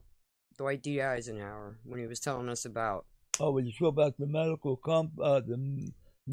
complex. Military complex. 53-54. Yes. He says, watch out for the military complex. Yes. Well, dude, not only that, but I mean, do you remember that think tank? What was it? The think tank. It was called The Rand for the New Corporation? American Century, something. They were saying we need something like a Pearl Harbor to happen in order to institute our foreign policy agenda, and then 9/11 happened. Look at that. Now, I'm not saying they created it, but it feels like it because they certainly took advantage of it. Okay, so September 10th, 2001, Rumsfeld gave a bureaucracy speech, and he spoke about waste and outdated computer systems in the military, mentioning that 2.3 trillion in transactions could not be tracked properly due to old accounting software. And what happened the next day? Nobody talked about that again. Yeah, and during 9/11, that office that had those documents Building was 7 destroyed. Yeah. So, Yep. Okay. There you go. And I only learned about that watching Alex Jones's documentary on September 11th. You know what? You know why I like you more than Talking Head? You can think somebody is a shill and a plant and still say, yeah, some of the information is valuable. Yeah. He's of the opinion, if I catch you lying once, you are dog shit and everything that you say is a lie. I'm like, dude, that's a really immature way to look at the world. Well, yeah, I take the Bill Cooper philosophy. Listen to everybody, hear everything, do not believe anything you can't back up with your own research. If you can't find evidence of what they're telling you, it might not be true. Here's my philosophy, and I've talked about this on the podcast before. I don't think Harry agrees with me. I believe in nothing until I absolutely am forced to. I think that human beings, muggles, generally, are looking for an opportunity to jump at something that they can believe in because they need something else outside of themselves to identify with so badly. I've been there. I get it. I grew out of it. I don't believe in anything until I absolutely have to. So everything that comes my way, here's my filter. It's not true or false. It's useful or not useful. I'll let the useful things in, but I don't believe any of those things until I absolutely have to believe it. Theresa, ask me if the moon is made of cheese. The moon made of cheese. I am 99% sure it is not, but I do not believe that it is not. I'm 99% sure that it is not. Some days I don't even know if the moon is there. I'll be honest. The moon is a hologram! You know, I don't know. I mean, they're now doing the Rent-A-Sun. Did you hear about that? Yes. The Rent-A-Sun. I heard about that on the Dark Horse podcast with Brett Weinstein and Heather Hine. Yes, and You they can will rent create sunlight. daylight Yes. through solar reflectors. But But they don't have the technology yet, but they want you to invest in it. But they don't manipulate weather. Oh, but now we can create day out of night. Yes. But of course we don't have the technology to create rainstorms, hurricanes, or earthquakes. Katrina. No. Of course not. No, they can't do any of that. But they flooded out No. Dubai. They flooded out Texas. What do you mean they flooded? Who? With the Who? south, Who? with that cloud seeding shit. Did they admit to this? The one in Texas, yes. Oh, they did? But he said, Okay. we did it 2 hours away from where that storm hit. Yeah. Like what, the cloud was just going to sit there? It doesn't move? I don't know what world you live in, but when I look up, I see clouds moving. So he's saying it was an accident? He won't... The kid that they put as the face of it, kind of like they do with Facebook with Mark Zuckerberg, is Right. not Facebook. Mm. He didn't make Facebook. Ah! They put him up there as Dude, though he did. There's a new movie coming out. Did you see The Social Network? It's about the creation of Facebook. No. I forget who it stars. He Army plays... Hammer? Hmm? Army Hammer? No. The cannibal? No. Yeah, he doesn't star in this. But they're coming out. Okay, so you don't know, so you're not going to be that interested. But there's a really great movie called The Social Network. It's about the creation of Facebook. Okay. And I think it's pretty fair. Doesn't try to paint Zuckerberg in a remarkable light. Doesn't try to demonize him. It's just like, hey, here's what happened. Kind of fucked up. They're coming out with a sequel called The Social... Siri, what's the name of the sequel to The Social Network?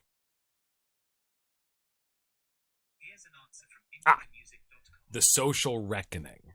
Okay. And it's about all of the political malfeasance they've been responsible for, especially during COVID. Oh, I'm so interested in seeing that. Okay. It looks amazing. Because I can't tell you how many people during COVID had their channels taken down. Oh, yeah. Had their accounts Dude, deleted. the very first podcast that we put up got taken down the next day because I made a joke about William Gateway putting microchips in certain inoculations. Yeah. Yeah. And you gotta remember, And it was obviously a joke. 2 days ago, Fauci was testifying for the Congress. He invoked the Fifth Amendment 100 times. And that is the original thing I was going to have this podcast on until you sent us the video this morning. About our But financial system, yeah. This fucking ties it together. Here's where I want to go. I should probably take a pee so I don't have to later. I'm drinking whiskey instead of beer. It goes through me like water. Most of it's water. I'm not just drinking whiskey. This isn't all whiskey. So here's where I want to go. This ties it in. Now, in my opinion, the 20th century is the history of an attempt at a very specific type of government. I think it's been proven to be a failed experiment. Alex Jones calls it globalization. Mm-hmm. I think that's a good word for it. And to read a quote from the Rockefeller responsible for it, straight out of the horse's mouth, David Rockefeller, in his memoirs from 2002, said, "Some even believe we are a part of a secret cabal working against the best interests of the United States, characterizing my family and me as internationalists and of conspiring with others around the world to build a more integrated global political and economic structure. One world, if you will. If that is the charge, I stand guilty and I am proud of it." So, in my opinion, all these back-to-back endless wars that we've been seeing, we all know they're for profit. Mm-hmm. We all know that the bankers are doing it. And I'm not going to use the word juice. Okay? There's some juices I like. Okay? Are they a huge part of it? Israel is. But I like some juice. Orange juice is good in the morning. But the bankers specifically, yeah. So I think it's a failed experiment. We've had one war after the other. And with Vietnam, they had to tuck tail and run.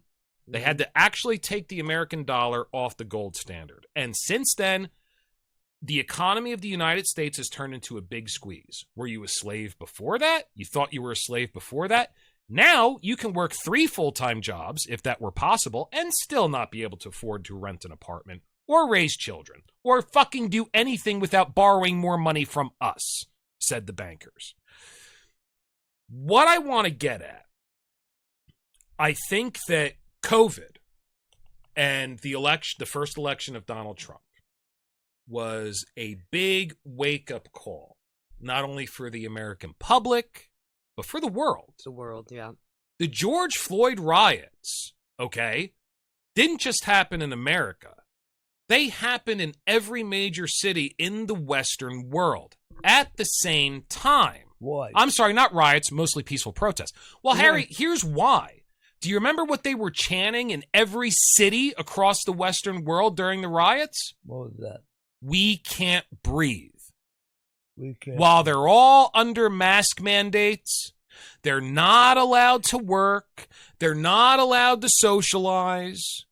That was just a tipping point, and people couldn't fucking take it anymore. It was a big test.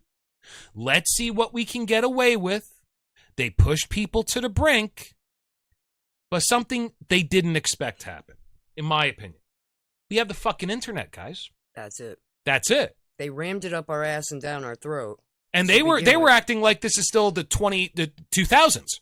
Well, it's not. That was always my thing. You can't control the information anymore. All these people get caught on camera saying all these stupid ass things and forget they're the ones who push these cameras on us all. They're the ones who pushed like I told you, like the Obama phone. Obama made it affordable and accessible to even poor people to get cell phones. Mm-hmm. Okay? Why? So they shoved this up our ass and down our throat. More surveillance. And it came back to bite them all in the ass. Absolutely. 100%. They gave us these stupid tracking boxes that listen to everything we do, who watch everything we're doing, where we are, who we associate with, and everything. I mean, just the COVID tracing, the fact that they had all those systems in place. Oh, they were going to use that for totally different shit. Absolutely. Of course. It's like the flock camera. And look at what the World Health Organization tried to do is supersede national sovereignty in the face of any global pandemic, which they would get to declare. It's not up to a vote.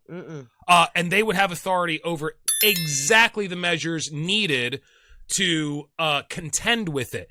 You think that doesn't give the globalists a little more leverage over national sovereignty and borders? Now they only have to control one organization that has global power in the face of one thing. By the way, do you know how often just local governments declare states of emergency to get over certain contingency laws that are in place? All the fucking time! Now we have that on a global level. Do you think the globalists don't have an interest in the WHO gaining that power?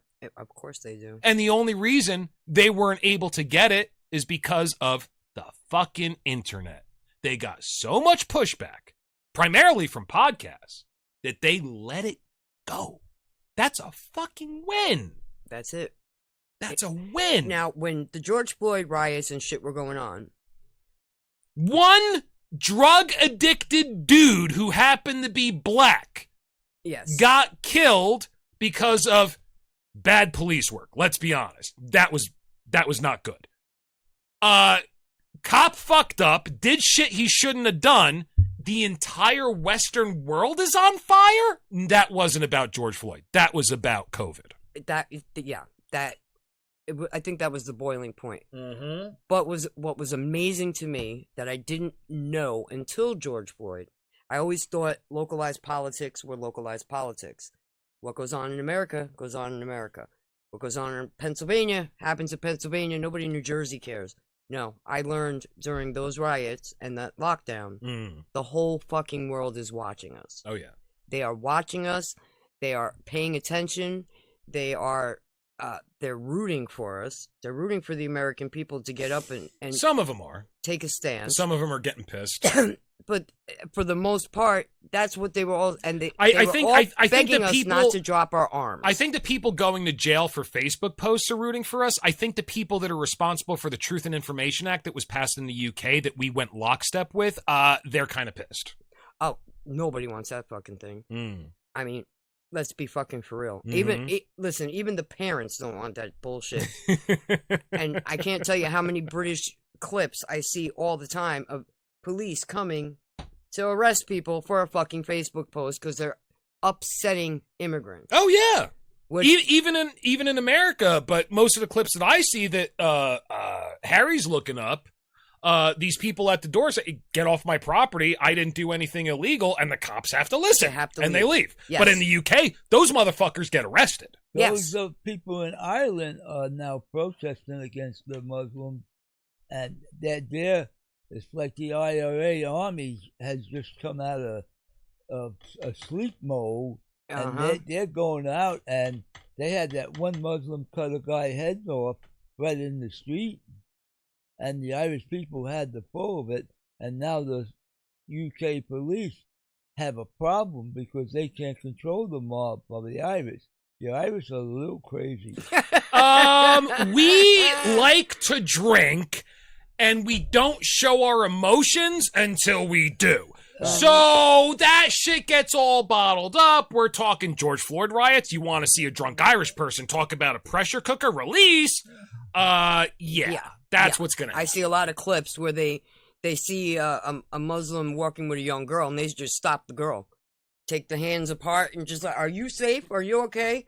And you know, the Muslim will start, "Mind your business." And the Muslim starts getting all upset, and they're like, "I got these crazy Irishmen separating me." That's it. And "Mind your business, leave us alone. This is my, she's my family." Yeah, which they're probably correct, but they've had enough is the point. The Irish people are just like, "We don't give a shit what you have to say. We want to know what the hell is going on here. Why are you with this young girl?" You know? How much of that is being, how much of that flame is being stoked by the media? I would argue, because I have my own theories about this, probably a lot.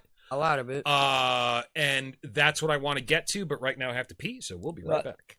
Go and do your bodily Go duty. make your federal bank deposit. My spigot! My go. Spigot! There you go. That was like the worst. It's like the tip of your dick pissing. Really? Is that what it's like? Other than that, it was a great video. And we're back. So we were just talking about the Smith-Mundt Act. Can you read that out loud for everybody? And let's start there. So the Smith-Mundt Act is a 1948 U.S. law, formerly known as the United States Information and Educational Exchange Act, governs the public diplomacy, creates international broadcasting like the Voice of America, and originally banned domestic distribution of that foreign-focused media. So it was passed in 1948, signed by Harry Truman, to explain U.S. policies and culture to overseas audiences during the early Cold War. There was a domestic ban, prevented the State Department and related agencies from actively pushing state-run informational and cultural programming inside the U.S. In other words, to keep the American population free from the propaganda of our intelligence apparatus. Exactly. And what happened to that act? So there was a modernization in 2013. So the Modernization Act of 2012 took effect July 2nd of 2013. It lifted the restriction on the domestic ban, allowing agencies like the U.S. Agency for Global Media to make broadcast materials available within the U.S. Upon domestic request, while keeping a legal ban on programs specifically designed to influence or propagandize the American public. So when you turn on any news station and they all have the same exact script, "This is a threat to our democracy," and you see it on 48 channels, all at the same time, in tune with one another, Yeah, that's the ban of the Smith-Mund Act. I forget the kid who did those videos where it's like a collage and they're all saying the exact and they're same all thing. saying the same I verbiage. want to give him a shout out so bad and I forget his name. I forget. Yeah. Yeah, a young kid put it on there and he just Brett keeps Weinstein actually multiplying. interviewed him on his podcast. He's like, "You're so important what you're doing." I was like, "Yes, I agree." Yes, exactly. That's the power of art right there. And all the kid did was build a collage. That's it. Yeah. He just showed you they're all following the same script. So it don't matter if you put on Fox News. Right. It don't matter if you put on CNN. It's all controlled opposition. And that's why most of them, like Facebook, YouTube. they all have CIA linked people on their staff. Oh yeah, or and on they their both boards. signed off on the Truth and Information Act in the UK. They both signed off on it. That's And it. that affected America, obviously. I mean, Yeah. you saw that with the laptop and blah, blah, blah. Yeah.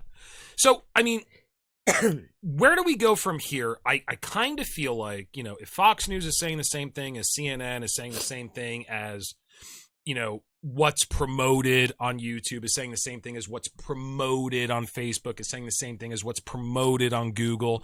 And you sent me that Google AI search earlier today. Go ahead and tell me about that. Is it okay to look for a white doctor? Well, no. That's terrible. I forget the exact verbiage. No, you don't need to know the exact words. Just tell me the gist. And then, is it okay to look for a black doctor? Well, yes. Certainly is, of course. So, I mean, it goes to Google, so, I mean. And that's Google's AI. Now, all of this, in my opinion, guys, is there is a uniparty. It centers around money. It centers around globalization. Mm-hmm. It's called game theory. Here's the difference between the investor class and the non-investor class, what we call the poors. But you could be making $500,000 a year and they still consider you poor. If you You're a work pleb. for a living, you're poor. Yeah, you're a pleb. You're a pleb, a plebeian, exactly. That's Okay, now there's a carrot and there's a stick. Okay, for the plebes, the carrot is tied to the end of the stick and they're riding you with the carrot out in front and you run faster and faster and faster to try to catch that carrot and you never get that it carrot. because it's being held by the guy who's riding on your fucking ass. Now, if you're investor class, there's a carrot and a stick, but they're two different things. And this is called game theory. Okay. What human beings generally do, always do, if they're not awake, which they're not, muggles. What they do is they run away from pain and they run toward pleasure. So whatever is in their best interest is what they are going to do. And that's why we have the old saying, follow the money. You want to be able to predict the future, predict what money's going to do. You don't have to predict people, predict money. Okay? That's the difference of the world we're living in. Rules for thee and not for me. So we live under the illusion that we can catch the carrot. They live in a world where pain and pleasure are two different things. We live in a world where they've been mutated into a hybrid. What's the name of an animal, human? A chimera in alchemy. A chimera. Yeah. Yeah. Or like the cryptids, whatever they call them. Yeah. So it's an alchemical chimera. Pleasure and pain, same thing. Right. And I don't mean to keep harping on religion, but I think it is a method of control. You look at Christianity, all right? Everything that gives you pleasure is bad. Everything that you're frightened of or feels bad happens to be good, also happens to make them wealthier, okay? And you look at the newscasters, they're the priests of today.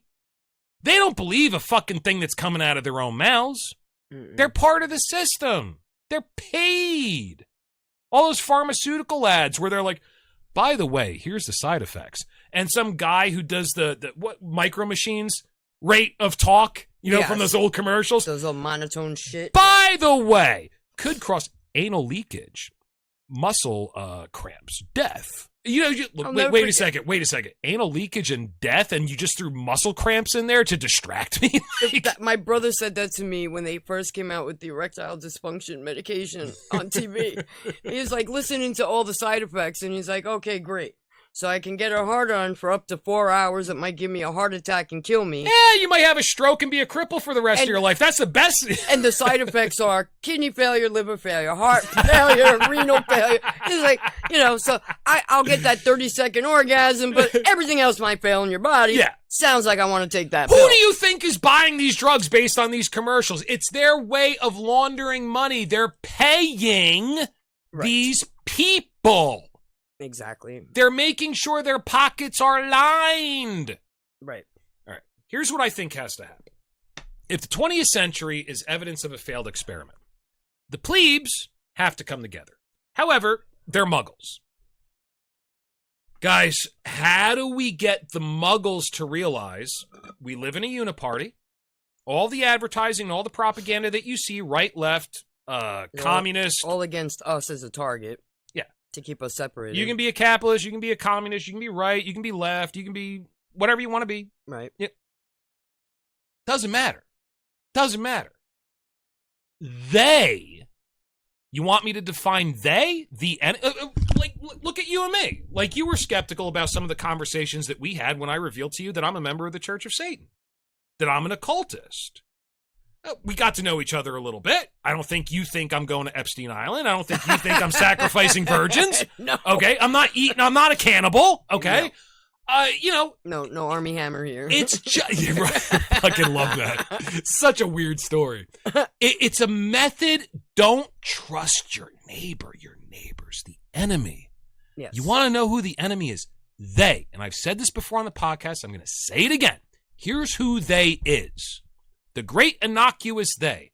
Anybody that is consolidating power over you.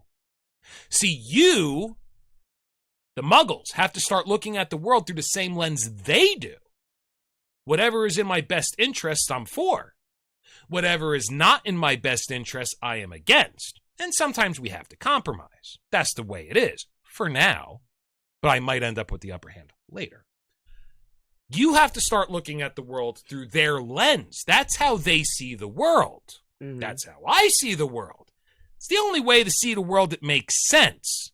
As long as we're playing the game according to game theory. That's the game theory that we're playing with. Now, money and power are the things that feel best. Those are the incentives that our society has to offer. Those are the things that everybody's going to go after. Right. And if you say money, what does money mean? If I have $1 and everybody else has 0, am I rich? Yeah. Fuck yeah. All right? You have to have the poor to be rich. Right. It's a matter of relativity. Right. In order to have power over what and over whom? You have to have the powerless to have power. That's it. It's a matter of this and that.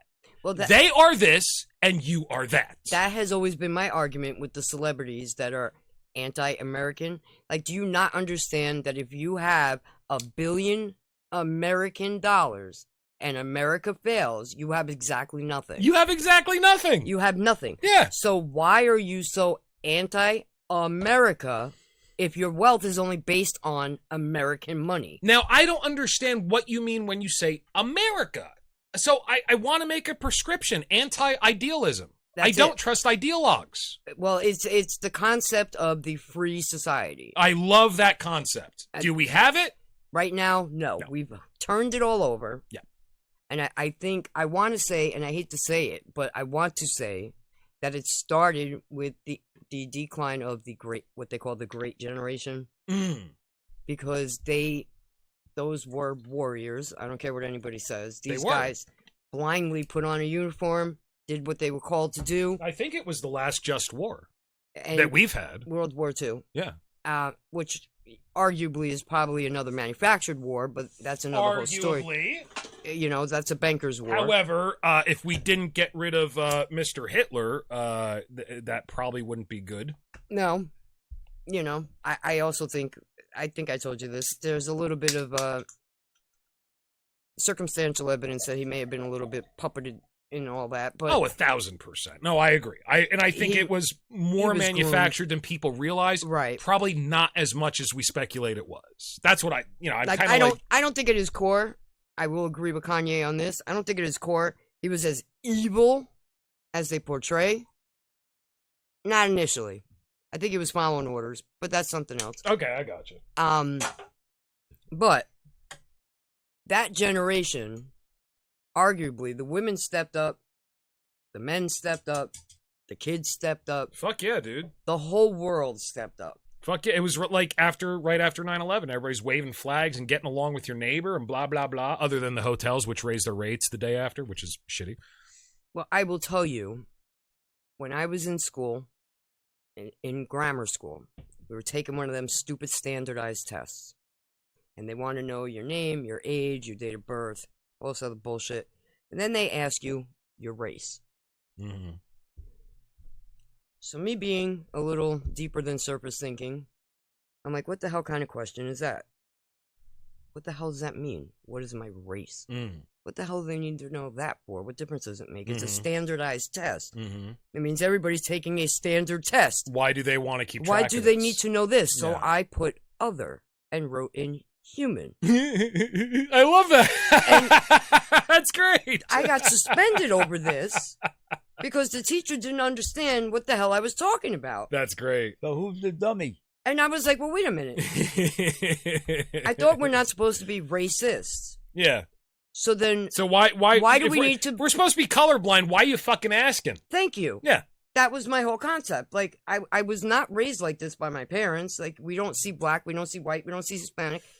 You know, the only thing my mother said is society won't accept interracial marriages. Society will give you a problem because even though they claim to be so integrated and everything else, It's important to teach your children what you think is right and what you think is wrong and why, but then also teach them how to get along with muggles. that's it. Yeah. So my mother said, I think it's beautiful that you're open-hearted enough like that, but Absolutely. I don't think a future game plan is beneficial to your children because as much as society claims biracial is okay, it's not because they want to put you in a category and there's no category for biracial children. At that time, there was not. Okay? So it all made sense. It all clicked. And I was like, so why do I got to tell anybody my fucking race? What does that matter?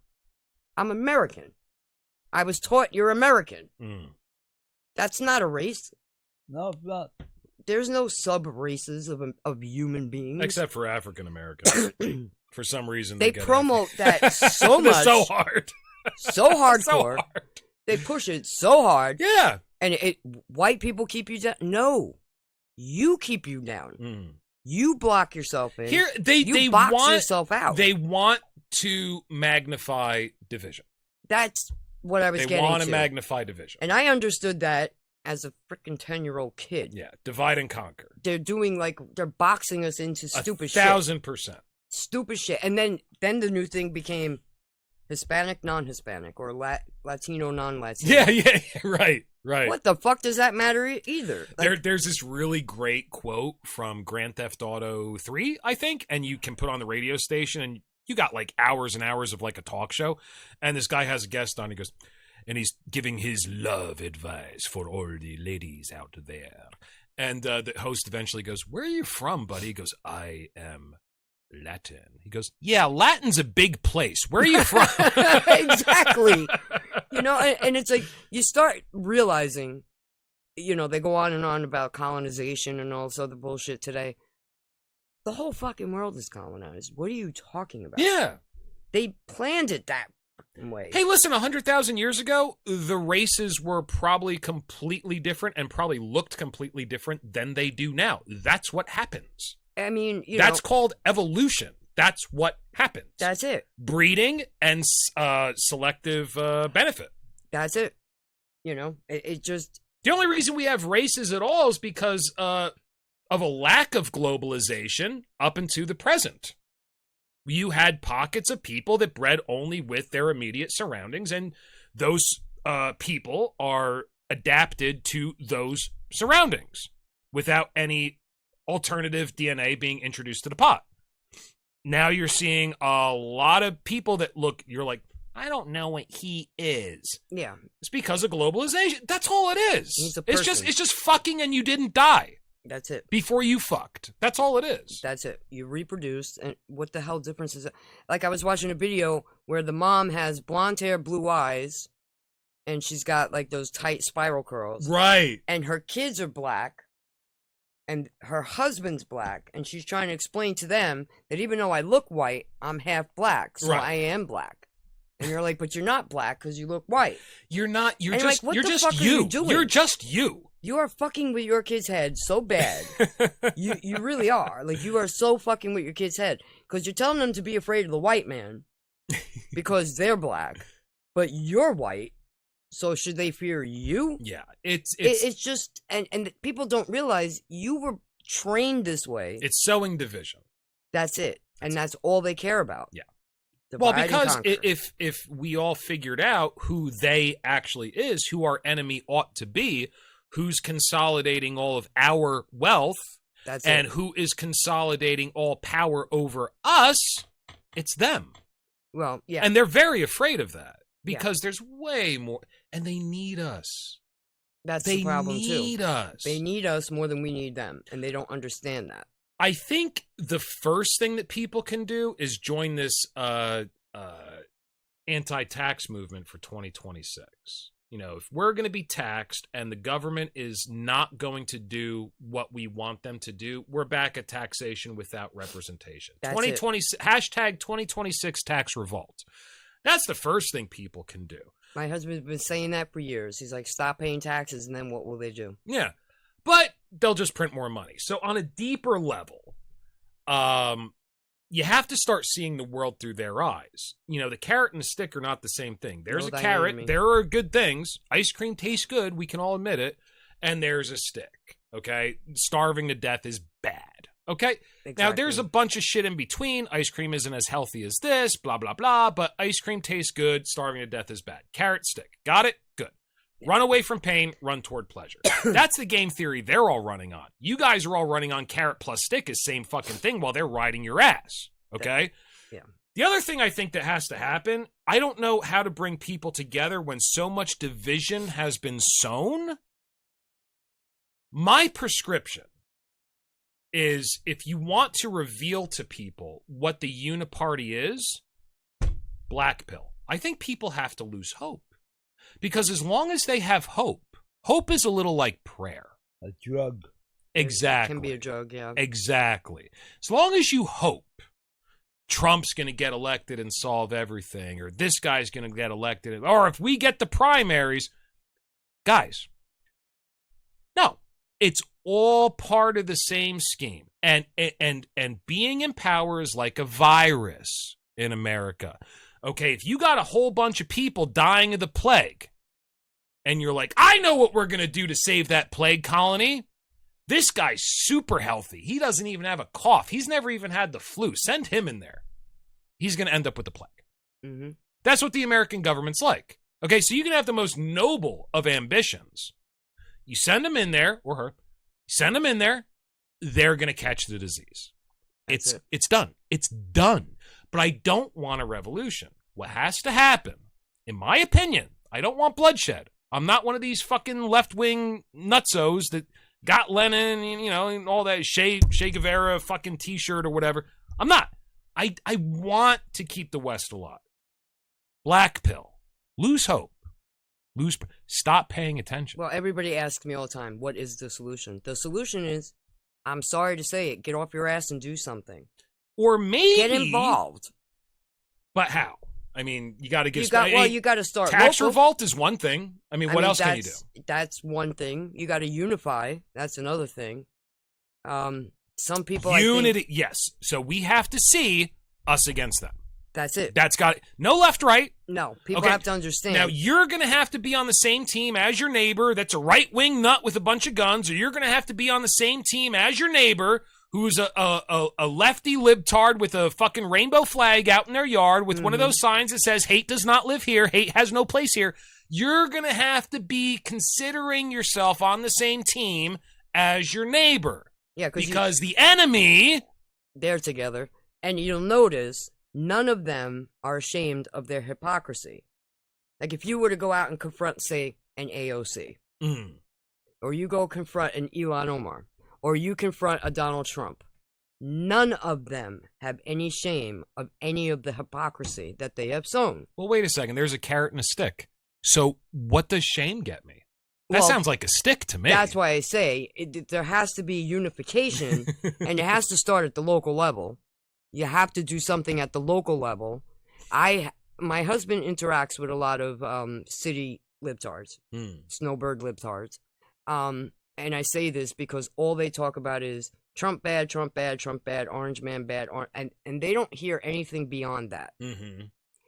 Once they know, That's a rallying cry. I mean that's all. That just gets their dicks hard and they stop listening. That's it. That's their excuse to shut off. Yeah. They don't want to hear anything commonsensical. They don't want to know nothing. No. Like Fauci is their priest and their saint, and he just pled the fifth 111 times. One of them was, what color tie are you wearing? You don't need to plead the fifth over that. What day Are you is serious? Yes. What day is today? Under advisement of my counsel, I'm like, really? So he just fifted the whole fucking thing? The whole thing out. Any question that was asked. Wow. One of the senators outright called him a piece of shit. I don't blame him. No response. He just kept pleading the fifth. So they were trying to get a rise out of him to get him to stop doing that. That's smart. Yeah. But he didn't do it. No. Because he's smart. No. He's a fucking smart guy. Well, he's got good attorneys because we paid for them. And he's he's an intelligent person. Now, let's not forget, Fauci made money on both sides of that whole crisis that he inadvertently or otherwise created. Right. Right. Yeah. So, I mean, and like I say all the time, follow the wives, follow the women, right? Follow the wives. Right. His wife was like a huge investor in the vaccines. I mean, boom. There you go. Or in Pelosi's case, follow the husbands. Follow the husbands. Always follow the spouses. Follow the spouse. Always follow the spouses. I especially love when the women don't take the men's names. They just try to hide it more. But that's great. But it's like Holly weird. Exactly. Yeah. They all get married. Nobody takes each other's names.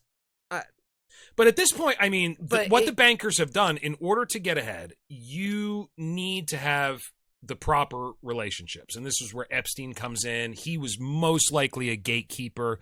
However he got into that position, he was set up to be the keeper of the gate to those relationships, which means that what this country is based on and what makes capitalism work is that competency is rewarded. What we have now, it is not rewarded.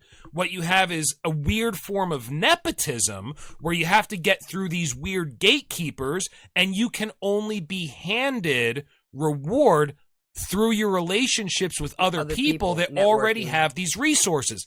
It doesn't matter how competent, you can't be a fucking idiot, but competency by itself is not rewarded. No, you should merit.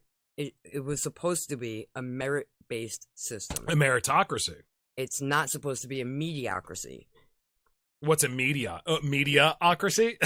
So, Harry, you're an older white guy, so you should have more money than me. Just saying. No. I'm an Irish woman. I'm supposed to just be drunk at home making babies. That's my position in life. Because that's what Irish women do. We get drunk with our husbands, fight, and then we make babies. That's what we do. Some of whom have Down syndrome because you're drunk while you're pregnant. I mean, got a lot of issues there. But that's the system they set up. You should only be a pilot because you're a black woman that happened to apply for the job. That's bullshit. Well, that's another form of division.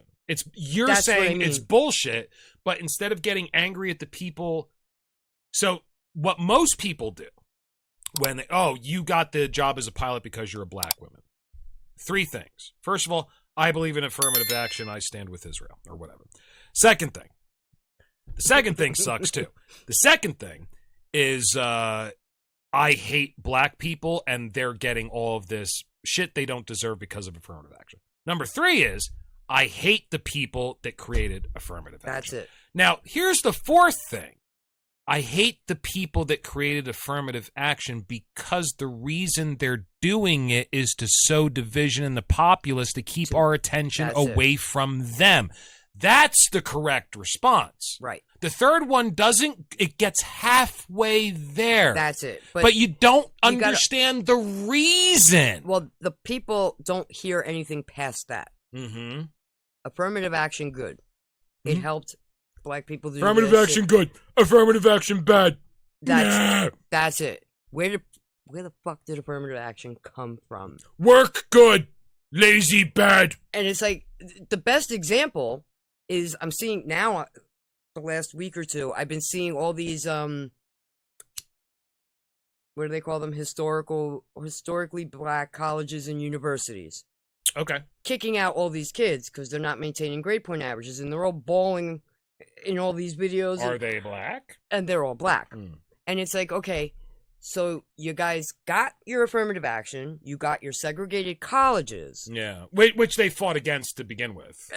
But now you're crying because you can't maintain the grade point average. Yeah. Which is the whole argument against this whole stupid program. See, here's the thing. Sleight of hand. You fought against segregation.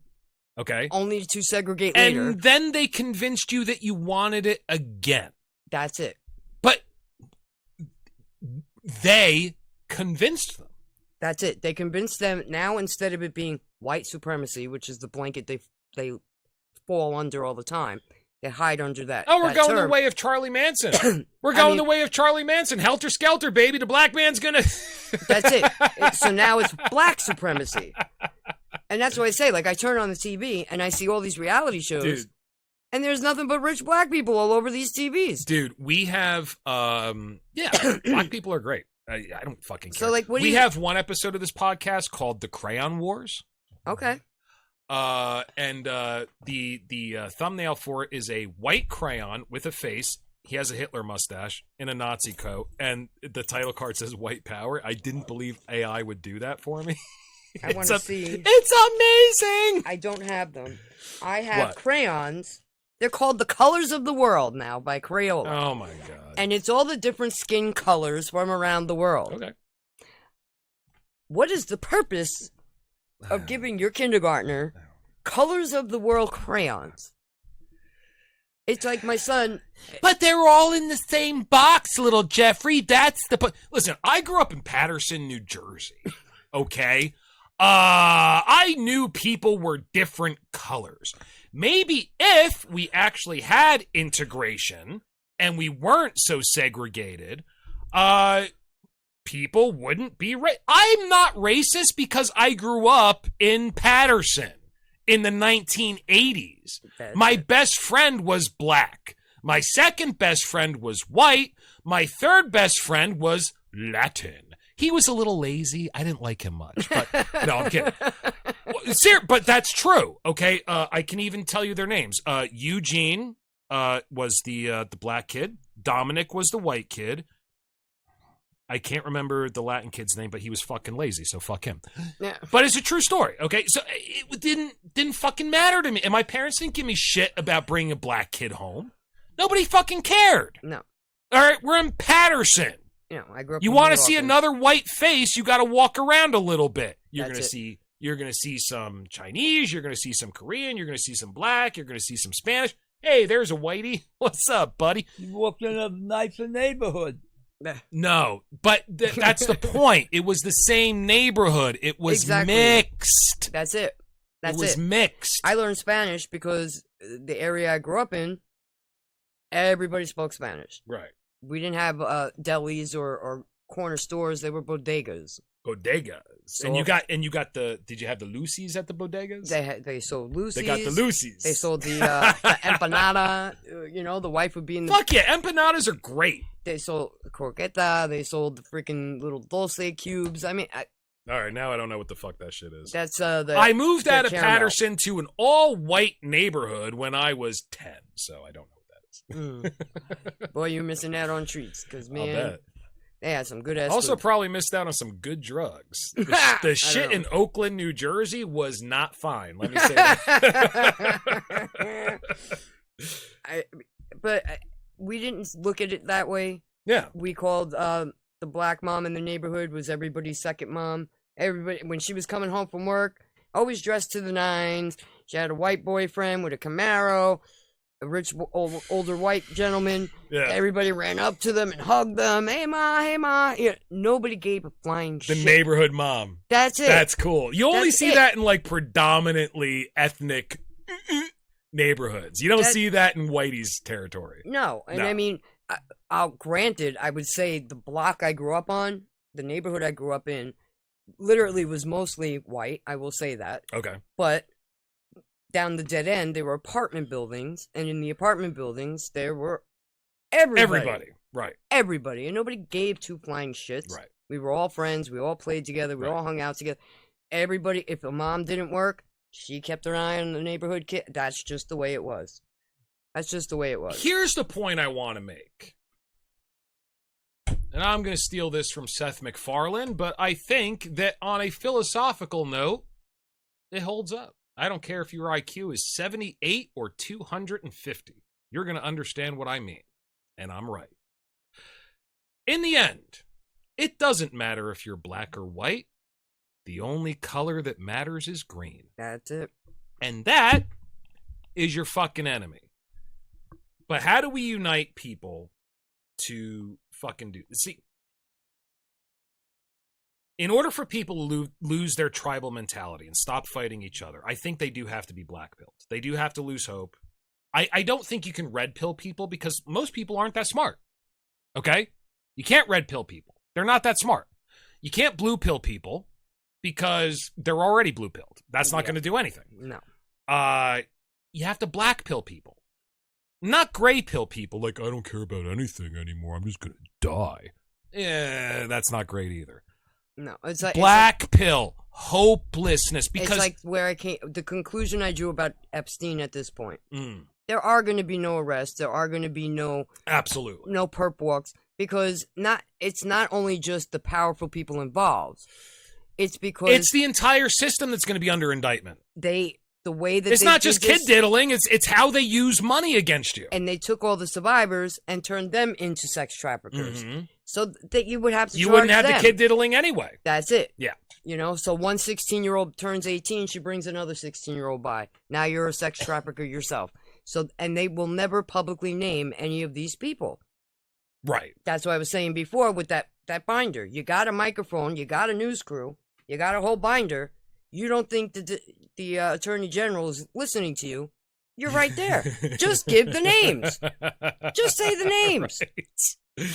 Now, as far as humanity is concerned, which I prefer to call the muggles because I no longer want to consider myself amongst them. I may look like you. What's the line from American Psycho with Patrick Bateman? Although you can grip my hand and feel flesh in yours, and your gaze returned by my own, and you can even begin to imagine that our lifestyles are probably comparable, I am simply not there.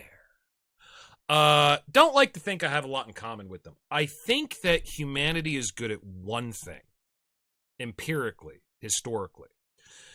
They do not evolve by act of will. No.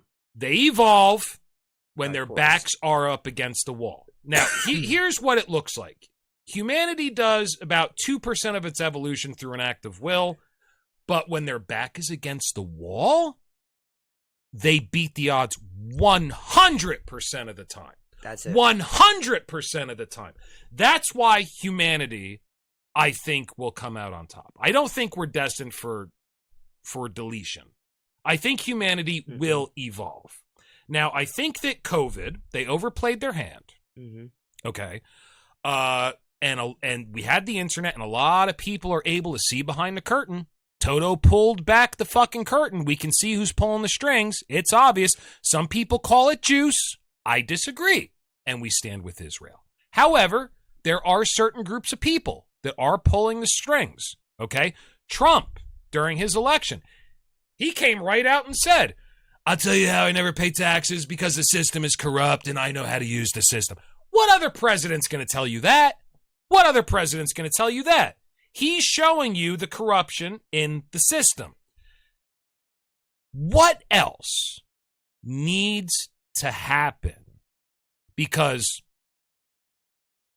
as much as people have been shown, they're more divided than ever. Yeah.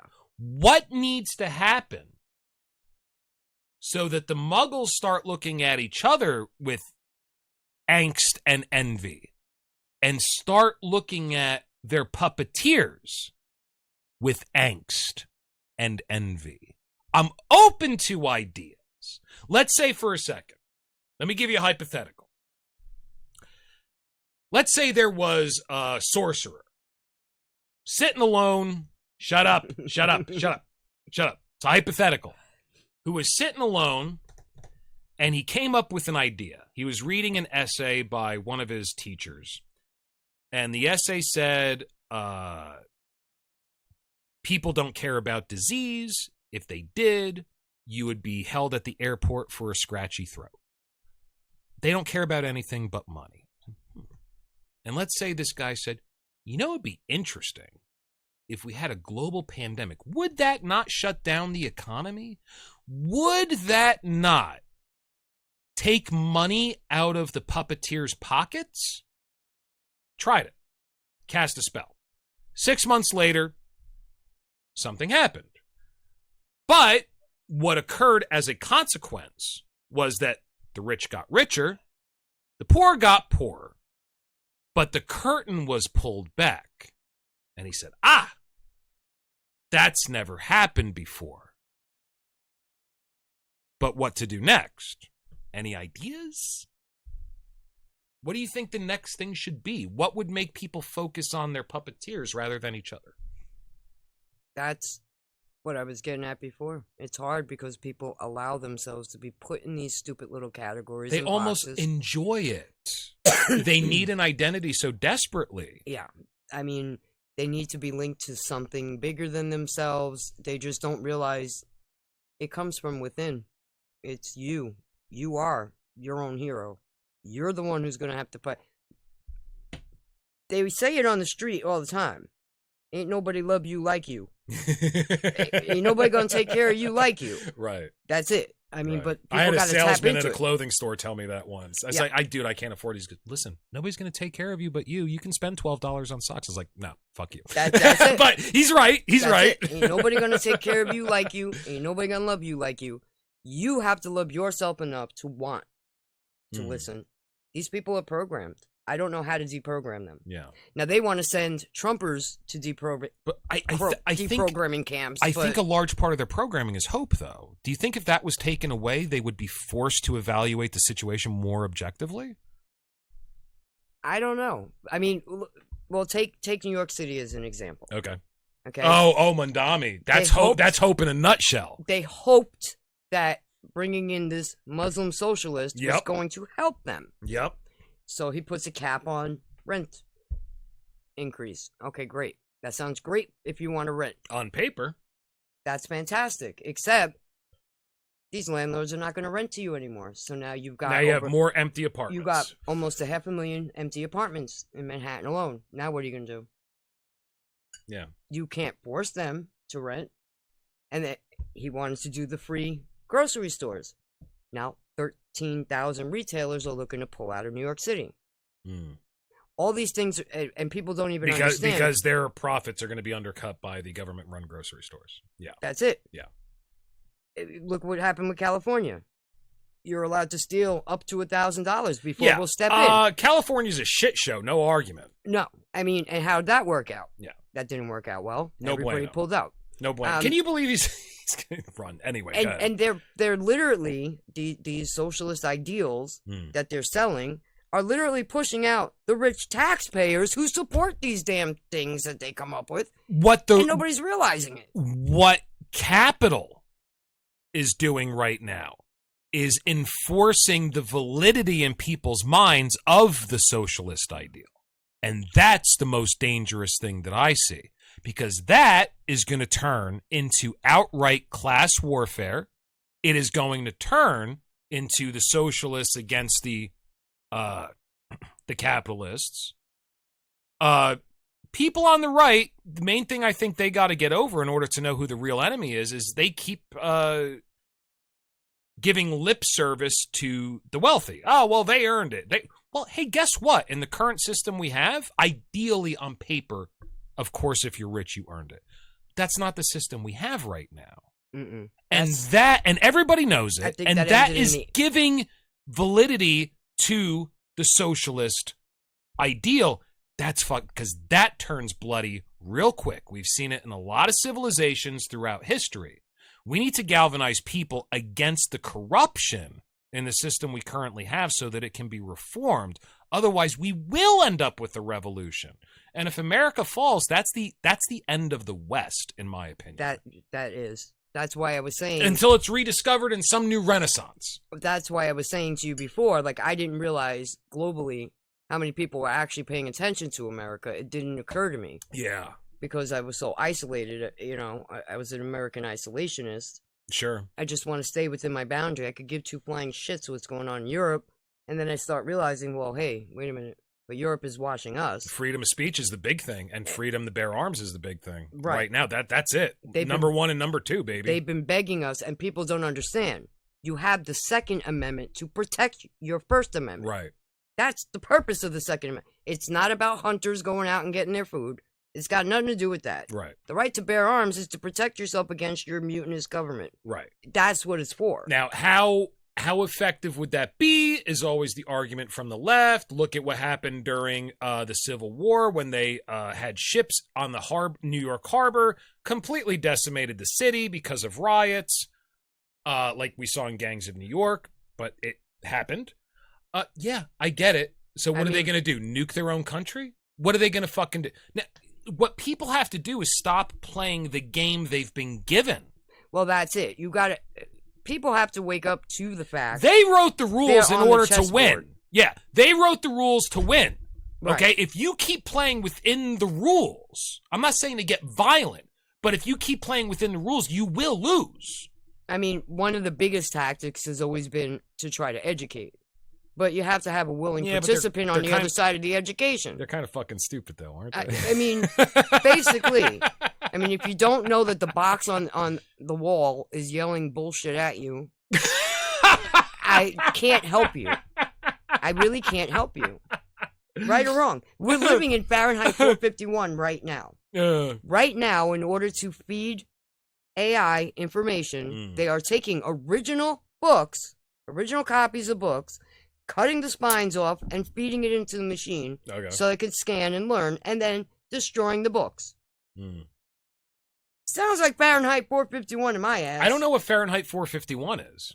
Ray Bradbury wrote the book, Fahrenheit 451. Isn't that the guy that made Star Trek? He also wrote that science fiction. I know he was theater. The theater. Yeah, the theater back 92, 94. I don't know anything about this. This is like a black hole in my awareness. So sorry, guys. That was something I had to read in high school. Now, Fahrenheit 451, he wrote it in 1951. I was aware that when Mr. Moore created the documentary Fahrenheit 9/11, it was a play on words over something. Right. But I'm not aware of what that actually is. So he describes in the book a futuristic America and world. And in this futuristic America, you have entire walls that are TV screens that are playing 24 hours a day. 7 days a week. Well, that's pretty close to what we have. We got flat screens now, right? Yeah. We got phones, we got computers, we got TVs, we got tablets. That's it. His wife sits there all day long, linked to her box, her wall. And the firemen in this era go around and literally burn books. They find out you have actual books, and they come into your house, take all the books away from you. Because physical copy can't be digitally manipulated. Well, they don't want any books because they don't want people to learn. They want you to learn from the box. I got you. Your wall is where all your information comes from. Oh, what is Facebook's wall? Look at that. Okay, so then you got to look into that. And it's called Fahrenheit 451 because the printed pages of a book burn at 451 degrees. And this is a book. Fahrenheit 451. Yeah. I'll read it. Thank you. Written by Ray Bradbury. He originally wrote a short form of it, and then it came out as a book in 51. But yeah, that's what he was talking about back then. Back in the early 50s. Now, of course, they had the TVs then. They had like the honeymooners and shows were starting to come out. But he could foresee that ultimately these are going to brainwash you into whatever direction they want you to go. Now, at that point, you had the Smith-Mundt Act from 1948, which would prevent your intelligence agencies from propagandizing domestic public. There you go. They weren't supposed to be behind the scenes in our media telling us shit. Yeah. Although you had, what was that called, Yellow Page propaganda with Woodrow Wilson during World War One, where he was kind of saying, "Oh, everything is fine. We don't have to get involved in the war. Everything is that great." Was before that, that was when we isolated. Yes, and he used to, that's how you got all those passengers on, what was it, the Lusitania? Mm. And Lusitania was sent arms to over the seas, and Germany put out a paper: "Don't get on the ship. We're going to sink it." yes, We got the wolf pack out there, and they sunk the Lusitania. right, and it was the sister ship to the Titanic, and it was sold. Mm. It was sold to the American public as a passenger ship. Mm-hmm. Meanwhile, it had munitions on it Mm-hmm. that we were feeding over to Europe, but That gave us the excuse to. that gave us the excuse to get into the war. Right. But up until that point, Woodrow Wilson was telling everybody, "Hey, everything is fine. You can still go to Italy. You can go to France. You can go. Everything So is it's not fine." technically a false flag, but it's pretty goddamn close. Very close. Yeah. Yeah, they won't admit it's a false flag, but of Yeah. course, the only one that they admit to is the Tonkin, right? No, what is it called? Well, they To admitted start Vietnam. They admitted, yeah, the Vietnam one. The Bay of Tonkin. The Tonkin was a spy ship off North Korea. It was a destroyer that they attacked with the gunship.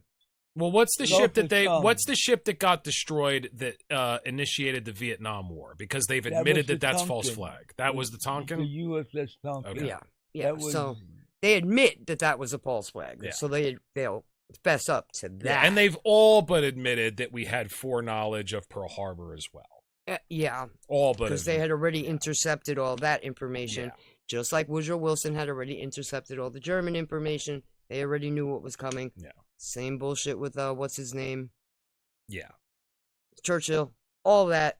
So you talk about the Omega machine that they had, and they broke the code. They broke all the codes. They already knew what was going on.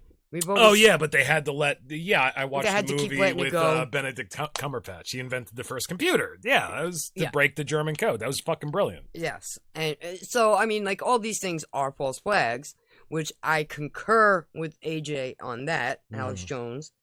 Oh, okay. Like Sandy I Hook. thought you were talking about the Y-Files for a second. Oh no. No, okay. So Alex Jones. Jones was right. Sandy Hook was a false flag. I'll admit that. I don't know. Did children get shot? Yes, they did. Okay. They were forsaken for them to try it once again to pull the Second Amendment, Oh, okay. I see or where you're to coming give from. us the red flag laws Okay. that they were trying to do. Mm. So if you have like a mental health history or your suicidal tendencies or whatever, you cannot have the right to bear arms. Right. Okay. Which some of that I agree with. 100%. I Of grew course. up in a city area where you didn't have guns. Most people didn't have them legally, but I mean, Come but on, the guys with the broken noses had them. they always did. They always did. They always did. But so yes, they still perform false flags today. And like I told you, you get a kind of rough feel for who's involved when you see certain things pop up in the videos, like the news crew will show up and they're doing an interview, like that church shooting in South Carolina. All the kids are redhead. All the parents are redhead. They're in front of a red brick building that's got the Masonic logo yeah, in you the talked background. to me about this before. Yeah. Yeah. So it's something weird. Something It's is weird. going on, So, and then you think of like, okay, they're allowed to propagandize us now on our own soil. Is this propaganda? Was this another false flag? I mean, I don't know. I don't see anything saving us. I mean, Again, we are our own knights in shining armor. Like, we have to save ourselves. yeah. I mean, I don't know how to save my neighbor. what would happen, for humanity to evolve is the definition of that is the incentives change. Instead of accumulating outside things, we focus on breaking open ourselves and learning. I don't want to sound like a corn dog, but blossoming. Mm-hmm. Being a cultivated, self-actuated individual entity rather than just grabbing at things in the exterior world. The incentives have to dramatically change in order for humanity to evolve. But the scarcity mentality is so heavily ingrained in our evolutionary DNA, because that's how you survived for so long. I don't see it happening. And I'm wondering if COVID and Donald Trump was the catalyst that pulled back the curtain, that showed people so much more of the way that the game is played than has ever been, and the internet, than has ever been exposed before. What would be the next catalyst that galvanizes people against the wizard? That's the problem. I don't think, well, I mean, like I said, if you follow like the drops, they do tell you that the full truth would send 70% of our government to jail. So, and it would send 90% of our population to the hospital. Oh, probably correct. So I don't even think that's an overestimate. I mean, so, I don't even think that's hyperbole. That's and it's probably like, pretty accurate. Anytime I try to engage in a conversation like this with some of these, I mean, of course, everybody calls them leftist loons, but anytime I try to have a conversation with a closed-minded person, the first thing I get is, "Are you a conspiracy theorist?" And I'm like, "But tell me what I'm saying to you that's conspiracy." But that's why I wanted to wear the tinfoil hats at the very beginning. Because that the CIA invented that term as make us stop questioning. as a derogatory. Yes. We got to stop with this. Do conspiracies exist? Yes. Mm-hmm. So therefore, is it permitted to theorize about them? Of course. Right. So how is it derogatory? I mean, how many conspiracies do you think there are in the world right now? 0? If it's not 0, then being a conspiracy theorist is perfectly morally and intellectually permissible. It's probable. I mean, definitely. I'm just saying. Let's make it permissible first. Yeah, I mean, it's got to be part of your makeup. You got to be able to question things. Yeah. Something don't look right, you're going to ask a question. Wait, what just happened? But people aren't looking at it from that lens. They're looking at it. You got to spoon feed these people. The only problem is they don't want to eat. You know, so you can lead a horse to water, but you can't make them drink. Yeah. So how I don't know. Like I had a conversation with one of my husband's friends, and he was going on and on, and he was he brought up the pandemic, and he was saying some of these things, and he's like, I don't know. I kind of agree now at this point with Mondami and what he's doing in New York. I think I like the idea of socialism. And I was like, okay, so when you sell your house, give me half the profit. And he just kind of looked at me, and I'm like, well, that's a concept. Yeah. I'll stay home, and you give me money because you're making money. Right. So isn't that the concept of socialism? Well, I don't think the pure form of either system works. And capitalism and socialism and communism, they're just different philosophies for the distribution of goods. I think all three of these systems as ideals are quickly becoming outmoded by the lack of necessity for human labor to be involved in them in the first place because of AI and robotics engineering. So, but if you want to talk about it from a philosophical standpoint, pure capitalism doesn't work. Pure socialism doesn't work. Pure communism doesn't work. And this is not based upon me thinking it through. It's based upon empirical evidence and the way that each system becomes corrupted. So if we have checks and balances in our own government, perhaps we need checks and balances between ideologies. A large part of the Declaration of Independence and the Constitution sounds socialist when you just read through it without a preconceived notion of what it's supposed to be saying. I've even heard Christians say, American Christians, that Jesus Christ was a capitalist. Give me a fucking break. He told his disciples, give everything that you have to the poor and follow me. Does that sound capitalist to you? So I mean, he kicked over the tables. But then, but then you have language in our documents for promoting the general welfare.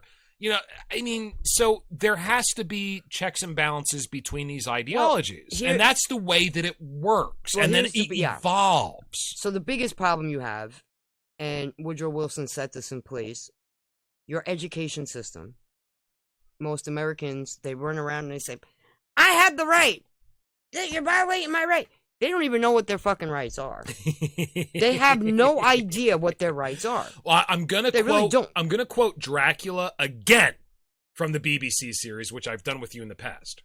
But he is imprisoned in the 20th century in a cell, and he goes to the woman who comes to take his blood. You run the center. And she goes, oh, I guess you've never heard of women's rights. Yes, women can run things now. He goes, what are rights?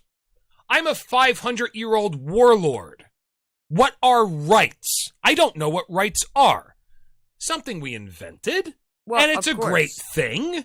Yeah. Just like money, on paper, it's a great thing. Yes. I mean, like, you wouldn't want somebody to come in and say, hey, you're not allowed to dress like that. Take that hat off. Get your glasses off. You got to drink this. You got to eat this. Nope, kill me. I'll take the hat off, but if you tell me I can't drink, you can kill me. I mean, and that's the basic concept. Right. But, like, people, like I said earlier, like, people don't understand. The Second Amendment is to protect your First Amendment. Freedom of speech is the only thing that really separates America as an ideal from the rest of the Western world. Basically. Yeah. And at this point, the right to bear arms, because a lot of them gave it up. Because a lot of them gave it up. A lot of them gave it up. And I would go back to what I said earlier. You know, Woodrow Wilson said, give me 100 years and we will become a progressive nation. And 100 years later, here we are. Now, speech and the right to bear arms, is the pen mightier than the sword? No, Barack Obama thought so. Everything he did was by EO. He's, that's how he was able to circumvent a lot of shit through Congress. The only thing I'm certain of is that the experiment of globalism and the experiment of the world being run by a banking cartel is a failed experiment. And I'm trying to figure out if we can get out of it without destroying everything we've built since the Renaissance. I would have to say there's probably no way to disengage without it coming down to the bones and rebuilding from there. That fucking sucks, man. It really sucks. That fucking sucks. It really sucks, but my personal belief, fundamentally, because our monetary system was supposed to be backed by the gold standard. Supposed to be. If you have gold, if you have silver, if you have titanium, if you have these metals in your possession, even when the system burns, they're still valuable to that's what I told humans. Harry. If all the bubbles burst at the same time and the IMF and the Global Bank go off the dollar, the only thing that'll save us is gold. If there's no gold, that's the problem. Yeah. So that's why they're pushing so heavily over the last 10 years to invest in it. Invest in your precious metals, because... But if shit hits the fan to that extent, you can't eat gold. No, you can't. But people are still going to want shiny things because that's how human makeup is. I think if shit hits the fan to that extent, the best thing to invest in is Bard soap. No, I'm serious. I'm serious, because you can get it for 30 cents a bar. But it takes up little storage space. It's a disinfectant, and it's going to become way more valuable than even food. Well, if you're considering from that philosophy standpoint, I'm into the heirloom seeds. Yeah. I keep 1,000%. rotating that out. 1,000. Yeah, good I keep idea. rotating out my stock because Good idea. who the hell knows? But yeah, they do die after a while. Yeah, because unless they're irradiated. Yeah. I mean, if you get them from Monsanto, yeah. I mean, No, but I mean, heirloom seeds, even after a certain amount of decades, will die unless there's radiation. Then all of a sudden they pop up. Yeah. Then they'll pop up. It's kind of like the dragon eggs from Game of Thrones, and they had to go into the fire. Yes. Yeah. you gotta heat them and cook them somehow. But yes, that's where I'm at. Like, that's a good idea. To me, that's my and holy shit, that would and that takes up no room. No room. Yeah. No room. I've got enough to probably supply an entire fucking farm for like 3 seasons worth of seeds. That's fucking awesome. And I keep rotating it out. Like I just learned. That's a good bargain item. During the pandemic, I learned when you go to the store and buy dried beans, those grow. You can Really? yeah. So I always keep bag dried beans Okay. around for that reason. Well, that's fucking high protein, super easy to grow. They grow quick. They grow I have the easy. opposite of a green thumb, and I could probably grow those. Same here. Yeah. Same here. And I made a connection with somebody who's got a full supply of manure. I told you that. they have constant manure with their chickens and goats. That's awesome. And he's got the greenest thumb I've ever seen in my life. Like, he grows a whole damn farm while he does everything else. So it's always good to make connections. Yeah. And he taught me some bartering, you know. Now, I got to tell you a little bit about my family, and then maybe we'll wrap this up. The funny thing is, when I say I have the opposite of a green thumb, I'm not. It's not hyperbole. I'm telling the truth. The only famous person on the mother side of the family, I told you I'm 50% Dutch and 50% everything else that burns in the sun. Yes. Okay. It's not just because of my vampiric heritage. It's because I'm white. White. So 50% Dutch is my mom. She's first generation born in the United States. Now, Okay. her great-grandfather invented a new color of tulip by inventing a process by which he could cut two seeds in half and sew the opposite halves together. Okay. And he created a new color of tulip, and he was shortly famous in Holland for it. I was going to say And that's a big market in Holland. And I killed a Venus flytrap. So definitely didn't get that DNA. Anyway. Venus I- flytrap is a hard plant to kill. I fed it hamburger meat. And I also fed it dead flies. And it just molded and died. Yeah, I think the insects have to be alive. It wasn't the No, fly, it I was the didn't know that. hamburger. Yeah, I'm pretty sure the insects have Well, to no, be I alive. tried one with a hamburger, and I tried the next one with flies, Harry. It was a controlled experiment. Okay. All right, guys, let's wrap this up. Okay. I think we went long enough. Nobody has any ideas for I don't you have know, a solution. what the next... It has to be a cataclysm that would force people to galvanize against the puppeteers. I just can't think of what it would be. And my hypothetical individual, he was correct that that thing happening would have positive effects, but he was not predicting the effects accurately. So I was just looking for ideas. I thought COVID was going to be the catalyst Yeah, so did I. that we would stand behind, but then they threw that monkey wrench in with George Floyd. But that wasn't a monkey wrench. I think that was a huge eye opener for anybody that has eyes to see. I thought it was going to take money out of the pockets but it gave them more. But what it did do is it revealed their process to everybody. But now nobody's doing anything with the knowledge. Well, that's the problem. That's And why I want another cataclysm that forces, because that's the only The time people knowledge. do anything, that forces them to do something with that knowledge. Well, yeah. That's why I said, like, the Arabella Advisors, it's great because that series exposes how all the money between the wealthy just keeps rotating around. And I they think we don't talked lose a about drop. that off air. This Yeah. is an organization that teaches rich people how to profit off of running 501(c)(3)s and 501(c)(4)s. Right. 501(c)(4)s. Excuse me. Now you've heard of, I'm sure you've heard of the 1634 Fund. No. Okay, that's where Jen Psaki comes from. No idea who that is. That She- sounds like a drink. She was, first she worked for Barack Obama as a spokesperson. I don't remember for which department. Might have been State Department or Defense Department, one of them. And then she became Biden's White House spokesperson for a Okay. while. And so she comes out of that, and that's a subsidiary of Arabella Advisors. So a lot of these people that get into government, they come through those networks.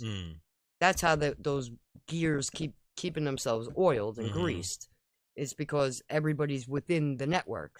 As long as they're getting an apple off the tree, they don't care. Yeah. Because they're getting their apple. Right. So they're good with whatever crooked shit you're doing. Yeah, the carrot and the stick are two different things. That's right. And that's the game theory that they exist on. And Right. they have convinced the plebes that the carrot and the stick are the same fucking thing. And that's how they ride you. That's it. That's it. So, and like I said, like Robert Maxwell's educational guides, that we call Macmillan books that are in all of our schools. Mm-hmm. Part of the progressive plan of Woodrow Wilson, which dumbed down America, which was the point. Because, like I said, if you go back to the 50s, right? Everybody talked politics. Wasn't no big deal. Everybody said who they were going to vote for. Nobody killed each other over that. No. It wasn't until Barack Obama that things started to become really fucking heated. And dude, I know that we don't want to play the race card, but that was part of it. Well, it was definitely part of it. He didn't even refer. I was telling my husband this. When you go back and look at the interviews leading up to him campaigning, at the beginning of his campaign, he didn't even like acknowledge his skin color. Like he didn't do any of that. Right. Then what I'm saying is that people were there. There are people, and a lot of people in this country, most likely, whether they acknowledge it or not, within themselves, that were outraged that a black man was going to be president. I mean, let's be honest. He didn't start pulling that the black does guy. exist in this country. Well, yeah. I mean, and I'm sure, like on the flip side, you go through ScrewTube for 10 minutes, and you're going to find a whole lot of white hairs. ScrewTube. I got to use that. ScrewTube. I love Yeah. that. So you gave me Hollyweird and ScrewTube. Yeah, That's great. Hollyweird and ScrewTube. I love it. And ScrewTube will show you within 10 minutes all the anti-white people all over the place. Like fucking all over. White anti-black people or anti-white people? Black people that are anti-white. Okay.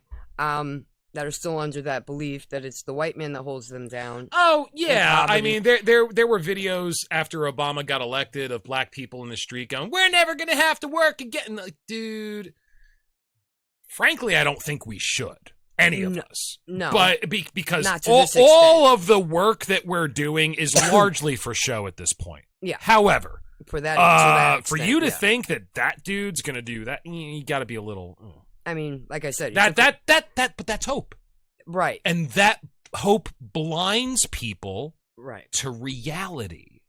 And they thought of him as the savior, the Messiah. They thought of him as the Black Messiah. Yes, and he did everything he could really to keep his thumb on them all. Yes, he really did. Which the Democrats historically have always done. They've kept their thumbs down, and then they learned how to exploit them. That's it. Yes. They're the ones who created the race card. They're the ones who exploit the race card. They're the ones that continue to sow racial division. All day, every day. I agree. It's what makes them their money. I agree. And the Republicans have their own sins. But what people need to realize is it is a uniparty, and it's just two groups using different tactics to meet the same end. But fundamentally, underneath the surface of the water, the largest part of the iceberg, they're the same. They're the same. Yeah, they're the same. They're all in bed with each other. They're all driving for the same goal. I mean, the perfect example was like Mitch McConnell. It's supposed to be this diehard old school Republican. I fucking love that gay faggot. I love him. He's, or like even I said like Lindsey Graham. Like is Lindsey Graham the gay one? The closet? Who's the guy that's got who's got the like hound dog face with his cheeks hanging out? I believe, we're going into Iran because we need to free the people from their religious and Donald Trump comes, and also the resources. We need their minerals. We're gonna take their stuff. Or whatever it was, not Iran, whatever it was. I don't fucking remember. Yeah. Like Ukraine. But was it Lindsey Graham or Mitch McConnell? Which one's the guy that was probably a closet homosexual? I'm pretty sure that was Lindsey. Yeah, Lindsey's the one that's dead. Okay. Mitch McConnell's the one that glitches out on TV all the time. He used to be the I pay majority leader. I'm gonna be honest. I pay so little. I bluff my way through a lot of this shit when I'm talking to somebody like you, because I realize the more attention I give to them, they are vampires just sucking my energy. And that's the conversation I had with my sister. That's how they get away with it. Yeah, because nobody pays attention.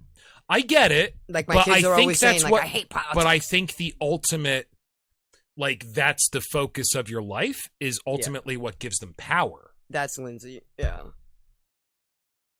Yeah. That's the guy. South Carolina. That's the guy I'm talking about. Yeah. He was a JAG. So I agree with you that people not paying attention, dangerous, because then they get to do whatever the fuck they want and you have no say.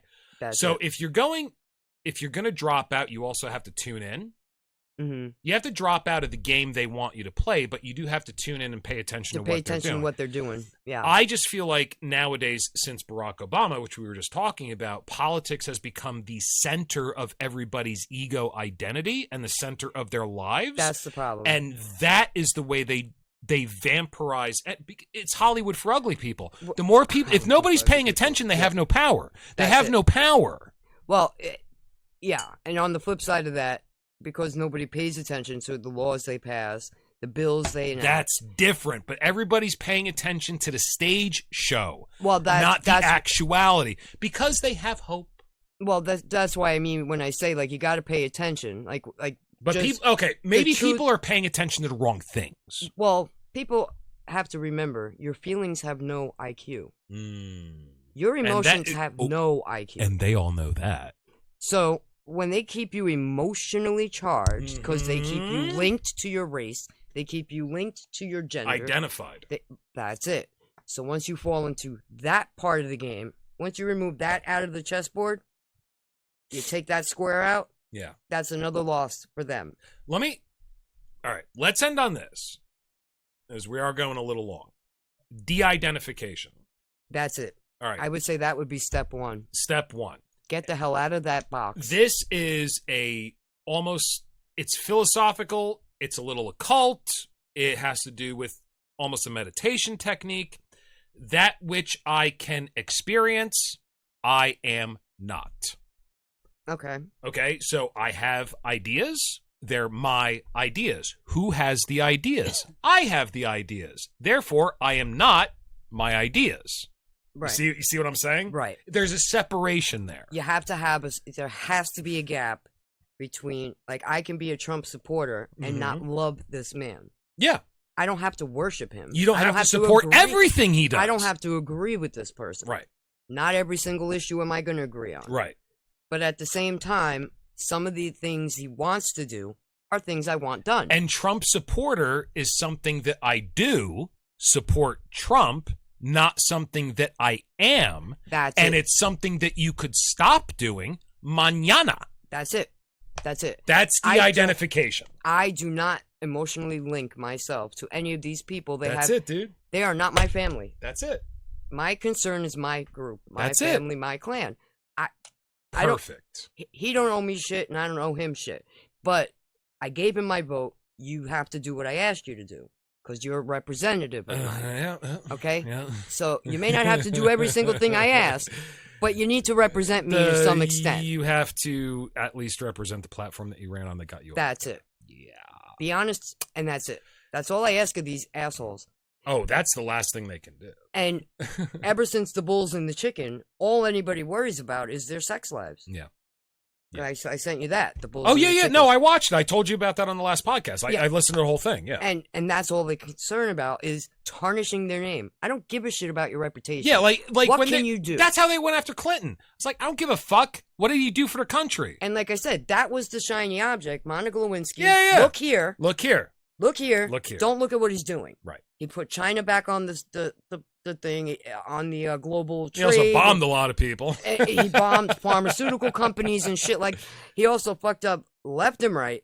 Nobody paid attention to that. He bombed people, I think, to take attention away from the Monica Lewinsky thing, but I see what you're saying. Like, yes. They hold up one thing, because that's why I said, to me, Epstein is a shiny object. Well, I think the kid diddling is the shiny object. Yes. Epstein is a rabbit hole of nefarious activity that would expose the way this country works and this world works, the Western world, at a fundamental level that would destroy it if people understood it. That's why the kid diddling is... Yeah, that's the shiny object here, because you got Diddy.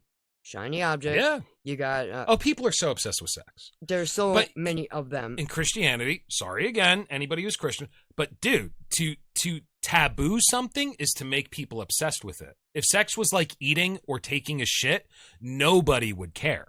To make something taboo is a way to use it to gain power over people. Well, when the whole scandal went on with Monica Lewinsky... To me, the sin that Clinton committed It wasn't he got this blowjob or fucked her with a Lying squat. about it. You lied under oath. Don't do that. You lied under oath. You Just are be like, the yeah, I chief- made a mistake. You are the Hopefully chief- my wife forgives me, and then everybody will go, all right, cool. Hey, that's it. Yeah, But you're shit the happens. Chief law enforcer of the land. Right. It's under oath and you lie. lies. Yeah, I had a problem with that Sure. because I was Of course. obsessed with law and order. of course. So here I am. I'm looking to study law, Yeah. and the chief law enforcer who I voted for Mm, is lying under oath. So what does that oath mean? Yeah. Nothing. nothing. Nothing. It's smoke and No, mirrors. this is just So- this is an old boys club. I hate to use the expression. I think it's a little overdone, but That's another out they use. Bankers. Another box. Bankers. They Bankers. run the world, and they always fund both sides of every conflict. So if they have everything and there is nothing that you can do through hard work or competency to get anything for yourself, that means they are the gatekeepers for everything. Right. And that's what they want. And, I was talking about paintings that I'm going to do about, Epstein's Island. Now I think that the kid diddling is largely, but there's another dimension to that. They want us to be children. They want to treat us like children. Right. So they can abuse us.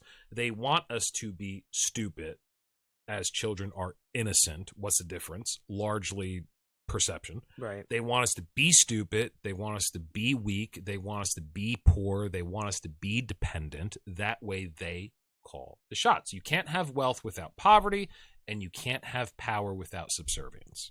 That's it. That's it. That's it. Even Aleister Crowley said you can only define one thing by its relationship To to another. something else. Right. Exactly. All right, guys, let's end it there. That's a good place to stop. Soapbox. Let's start with Harry. Okay, I'm on my way out.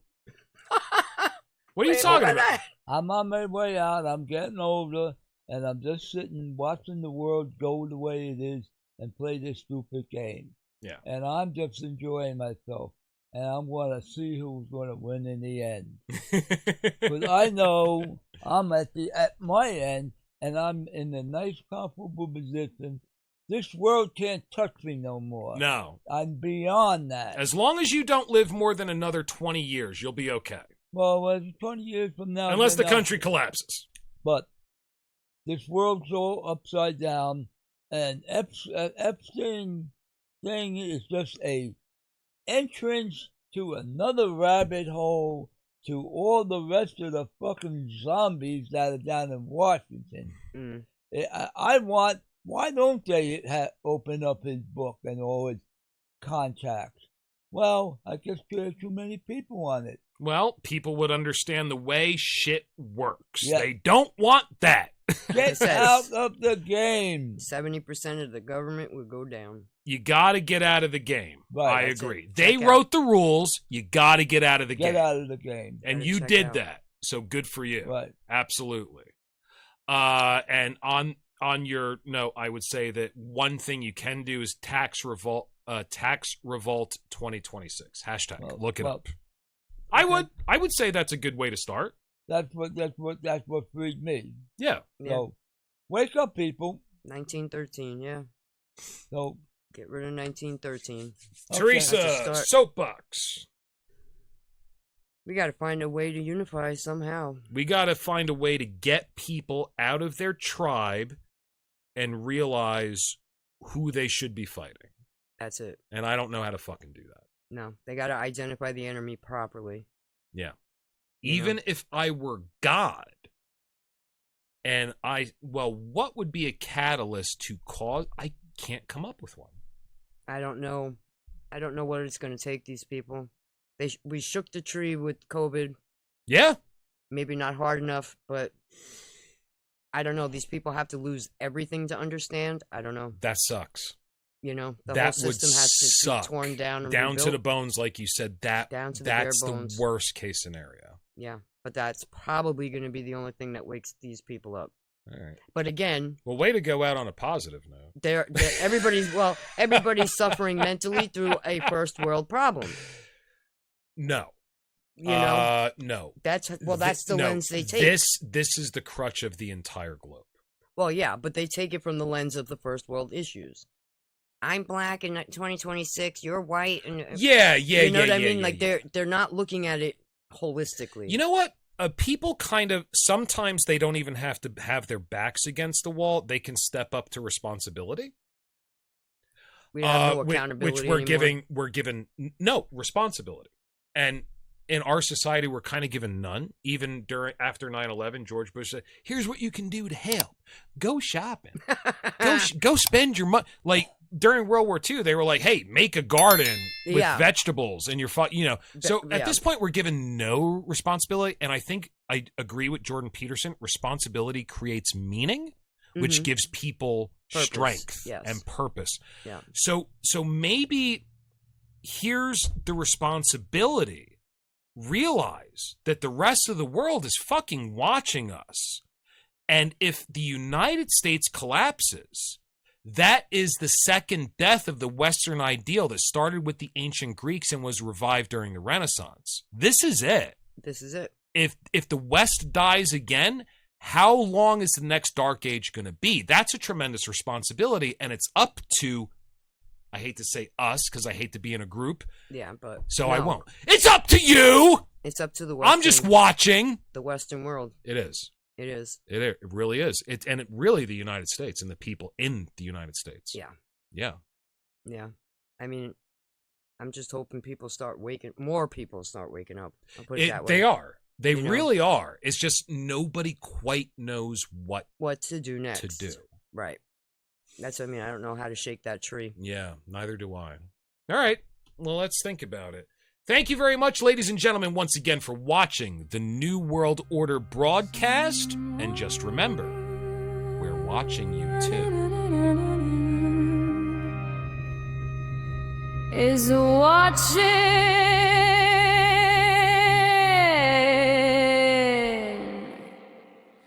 There are strangers